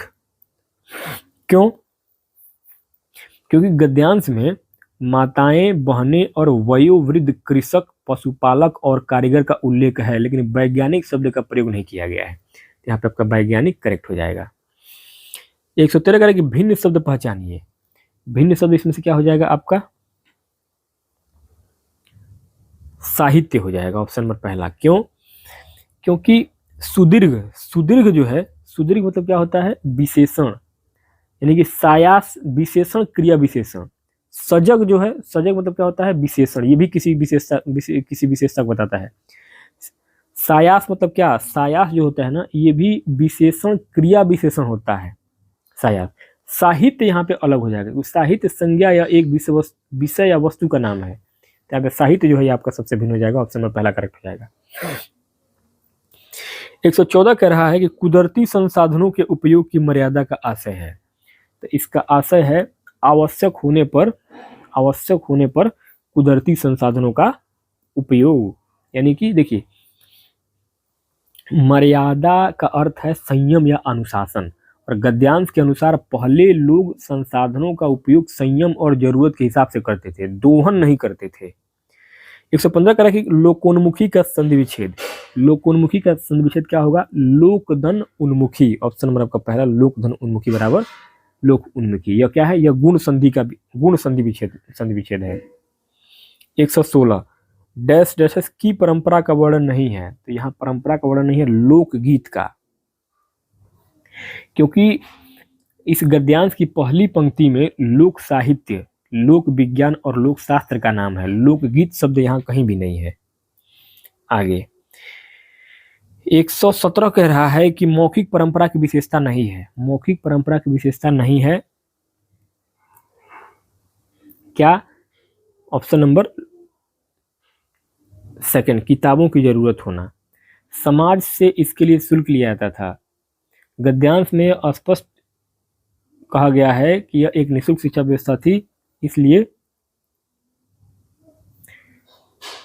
आपका शुल्क लेने वाली बात जो है वो गलत है। मौखिक परंपरा की विशेषता जो है वो आपका राइट आंसर हो जाएगा, किताबों की जरूरत होना। 118 कहा था कि लोकशाला के लिए उचित वक्तव्य। लोकशाला के लिए उचित वक्तव्य क्या होगा? ऑप्शन नंबर थर्ड, यह स्वावलंबी एवं निःशुल्क शिक्षा देती थी।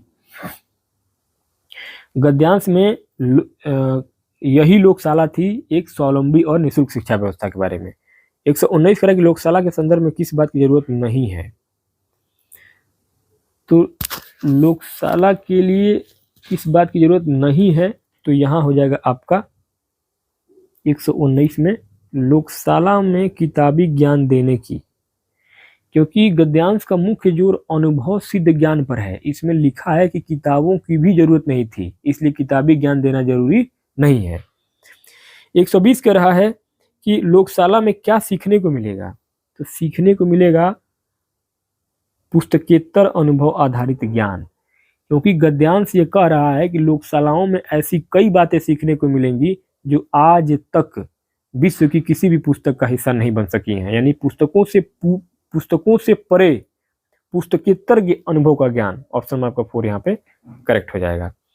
अब दोस्तों बढ़ते हैं पार्ट 5, आखिरी पार्ट, अंग्रेजी के सभी 30 प्रश्नों को देखते हैं। अंग्रेजी पार्ट 5 में आएगा, पार्ट 5 में। अंग्रेजी में लैंग्वेज सेकंड में आपका ये legends will tell you that flamingos are no ordinary visitors to Kutch. They were a honored guest of King Laco and he had forbidden the hunting of fleming which came to Kutch from various part of the world every year to breed। तो दोस्तों ये पूरा का पूरा जो passage दिया गया था ना, ये पैसेज आपका एक ये कहें कि पूरा जो गुजरात में जो कच्छ है उसके बारे में पूरा ये बताया गया था। इसमें पहला प्रश्न पूछा गया था इस गद्यांश के ऊपर 121 नंबर पे, which one of the following words as used in the passage is similar in meaning the phrase of unable to reach. Unable to reach जो इस पैसेज में दिया गया उसका मतलब उसकी सिमिलर मीनिंग क्या है? सिमिलर मीनिंग है आपका इनएक्सेसिबल, क्योंकि पैसेज में वाक्य जो दिया गया the place where they build their nest has to be inaccessible to predatory cats, यानी कि इनएक्सेसिबल का अर्थ होता है जहां पहुंचा न जा सके। तो अनेबल टू रीच मतलब क्या है? जहां पहुंचा न जा सके। 122 कह रहा है कि which one of the following words is opposite in the meaning to word. यहाँ पे आपका डिस्ट्रक्शन का अपोजिट मीनिंग विलोम बताना है। तो डिस्ट्रक्शन का होता है कंस्ट्रक्शन, यानी कि विनाश का होता है, देखिए डिस्ट्रक्शन का अर्थ होता है विनाश या तोड़ना, और इसका विलोम होता है, एंटोनिम होता है कंस्ट्रक्शन, यानी कि निर्माण होता है। तो पैसेज में कंस्ट्रक्शन ऑफ डैम शब्द का प्रयोग हुआ है। 123 कह रहा था कि identify the clause in the underline part of the sentence. When they were face with starvation flaming fled in island leaving their chicks to fend in from themself. तो यहाँ पे आपका अंडरलाइन जो पार्ट है, इसमें आपका ऑप्शन नंबर 4 सही हो जाएगा, एडवर्ब क्लॉज। क्यों? क्योंकि यहाँ जो उपवाक्य है, यानी कि जो क्लॉज है, समय बता रहा है कि फ्लेमिंगो ने द्वीप कब छोड़ा। व्हेन से शुरू होने वाले क्लॉज जो समय बताते हैं और क्रिया की विशेषता बताते हैं, वे एडवर्ब क्लॉज ऑफ टाइम होते हैं। ऑप्शन आपका 4 यहाँ पे एडवर्ब क्लॉज करेक्ट हो जाएगा। आगे 124 कह रहा है 124, which part of the following sentence content an error. जो एरर हो रहा है ना, वो सी वाले पार्ट में एरर हो रहा है, क्योंकि यहाँ water in the rain are crucial, यहाँ जो है the right mix of sweet and brackish water in rain are crucial, water in rain are crucial, यहाँ कर्ता सब्जेक्ट द राइट मिक्स है जो एक वचन सिंगुलर है, इसलिए क्रिया आर बहुवचन के स्थान पर यहाँ पे इज होगा। क्या होगा? आर बहुवचन के स्थान पर यहाँ पे इज एक वचन होनी चाहिए, तो गलती जो है भाग सी में है। तो ऑप्शन नंबर सी आपका यहाँ पे करेक्ट हो जाएगा, यानी कि आपका सी और पहला ऑप्शन नंबर फर्स्ट यहाँ पे करेक्ट हो जाएगा, सी। आगे 125 कह रहा है कि the flamingo are not ordinary visitor to Kutch as. तो यहाँ आपका 125 में राइट आंसर हो जाएगा option number second, they have been the honour guest of king Lakho. क्योंकि इस पैसेज में दूसरी लाइन में लिखा गया था कि they were the honour guest of king लाखो। तो यहाँ जो है फ्लेमिंगो जो है वो आपका कक्ष में एक किंग लाखो का एक सम्मानित गेस्ट था। आगे 126 कह रहा है कि flamingo city is known as one of the biggest breeding ground of the greater flamingo. तो फ्लेमिंगो पैसेज में लिखा हुआ है कि flamingo city known the world over as one of the biggest breeding ground of the greater flamingo. Option में आपका 4 यहाँ पे करेक्ट है, इस सब पैसेज में दिया हुआ है। 127 कह रहा है कि what has cause increase salinity in the rain of Kutch. तो यहाँ आपका राइट आंसर हो जाएगा option number first, construction of dam on river that flow in the region. यहाँ जो है महाराज कुमार श्री हिम्मत सिंह जी के अनुसार समस्या का कारण दिया गया है। ऑप्शन नंबर आपका फर्स्ट यहाँ पे करेक्ट हो जाएगा। 128 कह रहा है कि acceptance of linguistic diversity in a class will second option correct हो जाएगा, boost up the confidence of children leading to increase imagination and creativity. क्योंकि एनसीएफ 2005 और आधुनिक शिक्षा शास्त्र के अनुसार बहुभाषिकता एक संसाधन है। जब बच्चे की भाषा को अपनाया जाता है तो उसका आत्मविश्वास बढ़ता है और वो बेहतर तरीके से सीखता है। 129 कह रहा है कि which of the following is not the characteristic of print awareness as part of emergent literacy. तो यहाँ आपका प्रिंट अवेयरनेस, मुद्रित सामग्री की समझ।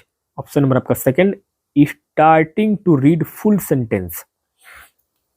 देखिए शुरुआती प्रिंट अवेयरनेस, मुद्रित सामग्री की समझ जो है शुरुआती साक्षरता है। जैसे यह जानना कि किताब कैसे पकड़नी है या पढ़ना बाएं से दाएं होता है, पूरे वाक्य पढ़ना, रीडिंग फुल सेंटेंस डिकोडिंग का अगला चरण है, न कि केवल जागरूकता का। तो ऑप्शन नंबर आपका सेकंड करेक्ट हो जाएगा। 130 कह रहा है कि given below are the learning outcomes for reading skills as functional stage A B C, arrange them in the order of progression.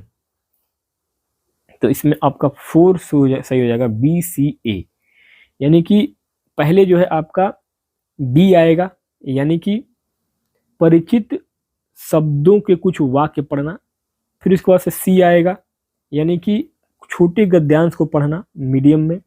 उसके बाद आएगा आपका ए, उचित जो है उतार चढ़ाव, यानी कि इंटोनेशन के साथ धारा प्रवाह पढ़ना, दक्षता हासिल करना। तो बी सी ए आपका राइट आंसर हो जाएगा। 131 करें कि which of the following is not the part of extensive listening. Extensive listening का पार्ट कौन सा नहीं है, तो ये हो जाएगा आपका listening for certain fact and information. Listening for certain facts and information, देखिए एक्सटेंसिव लिसनिंग में सामान्य समझ और मजे के लिए, इंटेंसिव लिसनिंग मतलब विशिष्ट जानकारी या तथ्यों को खोजने के लिए।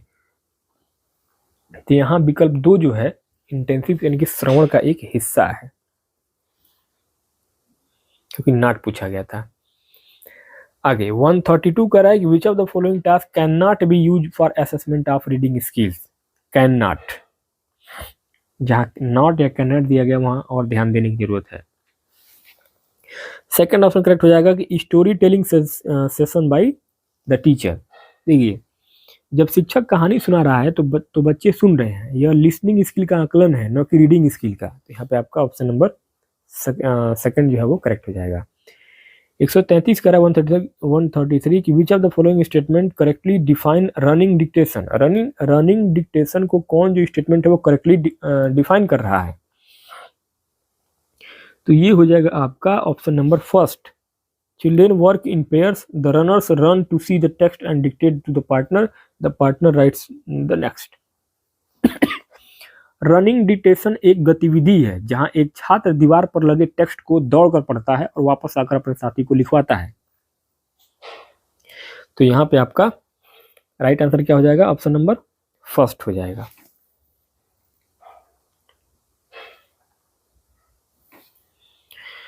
वन थर्टी फोर करें कि a child is born with the इनेट capacity to acquire language. This idea of language acquisition is supported by, ये सपोर्ट कर रहा है किसको, नेटिविस्ट को। यह विचार जो है कौन दिया था, नोम चॉम्स्की का है, जो एक नेटिविस्ट यानी कि सहज ज्ञानवादी है। वे मानते हैं कि बच्चों में भाषा सीखने की जन्मजात क्षमता होती है, लैंग्वेज एक्विजिशन डिवाइस होता है बच्चों में। नेटिविस्ट मतलब क्या होता है, सहज ज्ञानवादी। 135 कह रहा है कि in process writing approach the element of the writing process during which writers formally share their work with the wider audience refers to. ये हो जाएगा आपका पब्लिशिंग। देखिए लेखन प्रक्रिया का अंतिम चरण होता है पब्लिशिंग होता है, जहां लेखक अपना कार्य दूसरों के साथ साझा करता है, पब्लिक करता है। 136 कह रहा है कि for dealing with difficult word in the text a language teacher first convert the word into mother tongue and then ask the student to memorise them, she is using. तो ये क्या हो रहा है यहाँ पे हो रहा है आपका ग्रामर ट्रांसलेशन मेथड, क्योंकि ग्रामर ट्रांसलेशन मेथड में ही शब्दों का मातृभाषा में अनुवाद किया जाता है और रटने पर जोर दिया जाता है। नेक्स्ट दोस्तों आगे क्वेश्चन नंबर 37 कर था 137 की the space between what a learner can do without assistance and what they can do in collaboration with adults or more capable peer is term as. तो वहाँ 137 में यहाँ पे आपका राइट आंसर क्या हो जाएगा, option number 4 zone of proximal development ZPD, क्योंकि यह जो सिद्धांत है यह लेव वाइगोत्स्की का सिद्धांत है और यहाँ वह क्षेत्र जहाँ बच्चा मदद से सीखता है ZPD कहलाता है, यानी कि स्कैफोल्डिंग या पाड़ बोलते हैं। 138 कह रहा है कि N impairment of language function due to localized several damage which leads to difficulty in understanding and producing linguistic form is called। तो इसको बोला जाता है अफेजिया। क्या बोला जाता है, अफेजिया, क्योंकि मस्तिष्क की चोट के कारण भाषा समझने या बोलने में होने वाली अक्षमता को अफेजिया या वाचाघात कहते हैं, अफेजिया कहते हैं। 139 कह रहा है कि the process by which is the language is pass from the one generation to another is called. तो इसको बोलते हैं cultural transmission. Cultural transmission option number 3, अर्थात भाषा अनुवांशिक जेनेटिक्स नहीं होती है, बल्कि यह संस्कृति और समाज के माध्यम से एक पीढ़ी से दूसरी पीढ़ी में ट्रांसफर होती रहती है, मिलती रहती है, इसे कल्चरल ट्रांसफर कहते हैं। 140 कह रहा है कि between 12 to 18 months children begin to produce a variety of recognisable single unit utterances. This period in which single terms are uttered for everyday objects is called. इसको बोला जाता है holophrastic stage. Option number first. जब बच्चा अपनी बात कहने के लिए केवल एक शब्द यानी कि वन वर्ड का प्रयोग करता है, जैसे कि केवल पानी, तो इसे बोलते हैं होलोफ्रेजिक स्टेज। 141 141 कह रहा है कि read the statement given below on reading and writing skill. Reading और राइटिंग स्किल पे 2 स्टेटमेंट आपके दिए गए हैं, और अब इस स्टेटमेंट के ऊपर आपका राइट आंसर क्या हो जाएगा? Option number 4, A is correct, A is correct, B is incorrect. क्यों? क्योंकि ए जो correct, the understanding of and ability to read also affect the ability to write, मतलब कि पढ़ने की क्षमता लिखने की क्षमता को प्रभावित करता है, तो सही बात है। बी गलत है, reading and writing are separate process and develop independent of each other. नहीं, पढ़ना और लिखना अलग अलग नहीं होता है, बल्कि ये परस्पर जुड़े हुए हैं। तो यहाँ पे आपका ए सही है, लेकिन बी गलत है। ऑप्शन नंबर 4 करेक्ट हो जाएगा। 142 कह रहा है कि all language have certain common properties, these are called. यहाँ पे हो जाएगा आपका लैंग्वेज यूनिवर्सल, क्योंकि नॉम चॉम्स्की के अनुसार सभी मानव भाषाओं में कुछ बुनियादी नियम समान होते हैं, जिन्हें हम लैंग्वेज यूनिवर्सल या यूनिवर्सल ग्रामर कहते हैं। ऑप्शन नंबर 4 से हो जाएगा।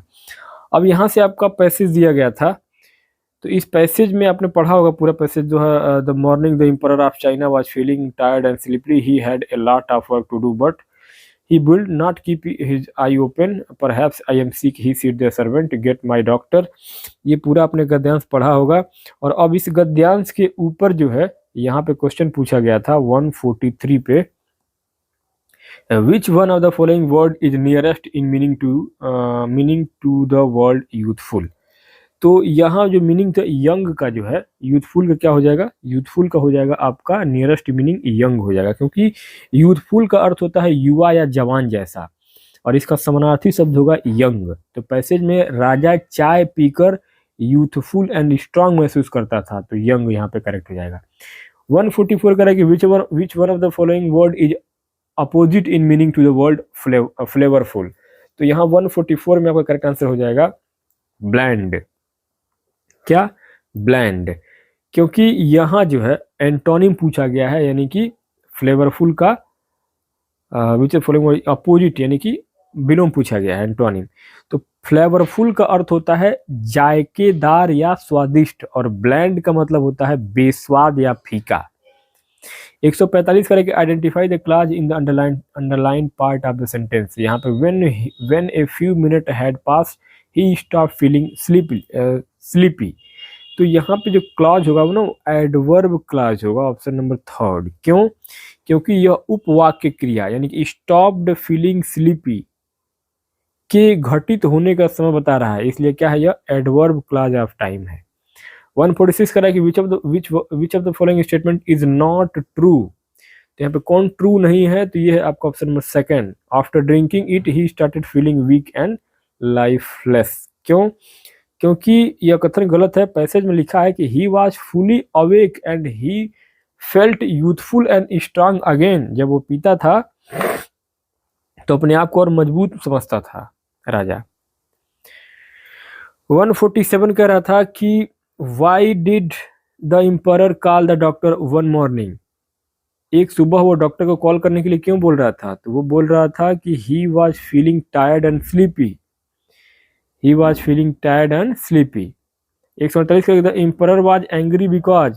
एम्परर जो है राजा एंग्री क्यों हुआ? तो ये एंग्री हुआ था the tea leaves were not tasty. उसका जो टी जो चाय का वो था वो टेस्टी नहीं था। 149 कह रहा है कि read the following statement and write which of the opposite given below is the correct. A और बी 2 स्टेटमेंट दिया गया था उसी पैसेज में से, तो इसमें आपका सेकंड ऑप्शन करेक्ट हो जाएगा। Both A and B are incorrect. दोनों कथन जो है वो गलत हैं, क्योंकि ए कथन कह रहा था कि as he was leaving the emperor room the doctor drop some teas leave into the emperor bath water on purpose. ये गलत होगा, क्योंकि डॉक्टर ने पत्तियां जो है वो जानबूझ के नहीं गिराई थी, वो गलती से गिरी थी। और बी गलत इसलिए होगा क्योंकि the emperor tested the hot T water and soon he started feeling sleepy. नहीं, ये भी गलत है, क्योंकि चाय पीने के बाद राजा को नींद नहीं आई बल्कि नींद भाग गई। तो यहाँ पे आपका both statement A and B are incorrect. Option number 2 correct हो जाएगा। ऑप्शन नंबर 2 करेक्ट हो जाएगा। 150 नंबर पे आखिरी प्रश्न होगा इस वीडियो में। The doctor give the emperor some dash dash to help him stay dash. तो यहाँ हो जाएगा आपका option number first, the tea leave and awake. The doctor gave the emperor some tea leaves to help him stay awake, यानी कि doctor ने T leave दी थी ताकि राजा जाग सके, इसलिए आपका ऑप्शन नंबर फर्स्ट यहाँ पे करेक्ट हो जाएगा। तो दोस्तों इस प्रकार से इस वीडियो में हम लोगों ने सभी 150 प्रश्नों को देखा है, जो कि आज पेपर हुआ है आपका 7 फरवरी 2026 को फर्स्ट शिफ्ट में जो आपका पेपर हुआ है जूनियर लेवल का जो पूरा पेपर हुआ है कक्षा 6 से लेकर कक्षा 8 तक के लिए, उन सभी 150 प्रश्नों को हम लोगों ने आंसर की के साथ व्याख्यात्मक तरीके से हल किया है। तो दोस्तों मिलते हैं नेक्स्ट वीडियो में, तब तक के लिए बहुत बहुत धन्यवाद।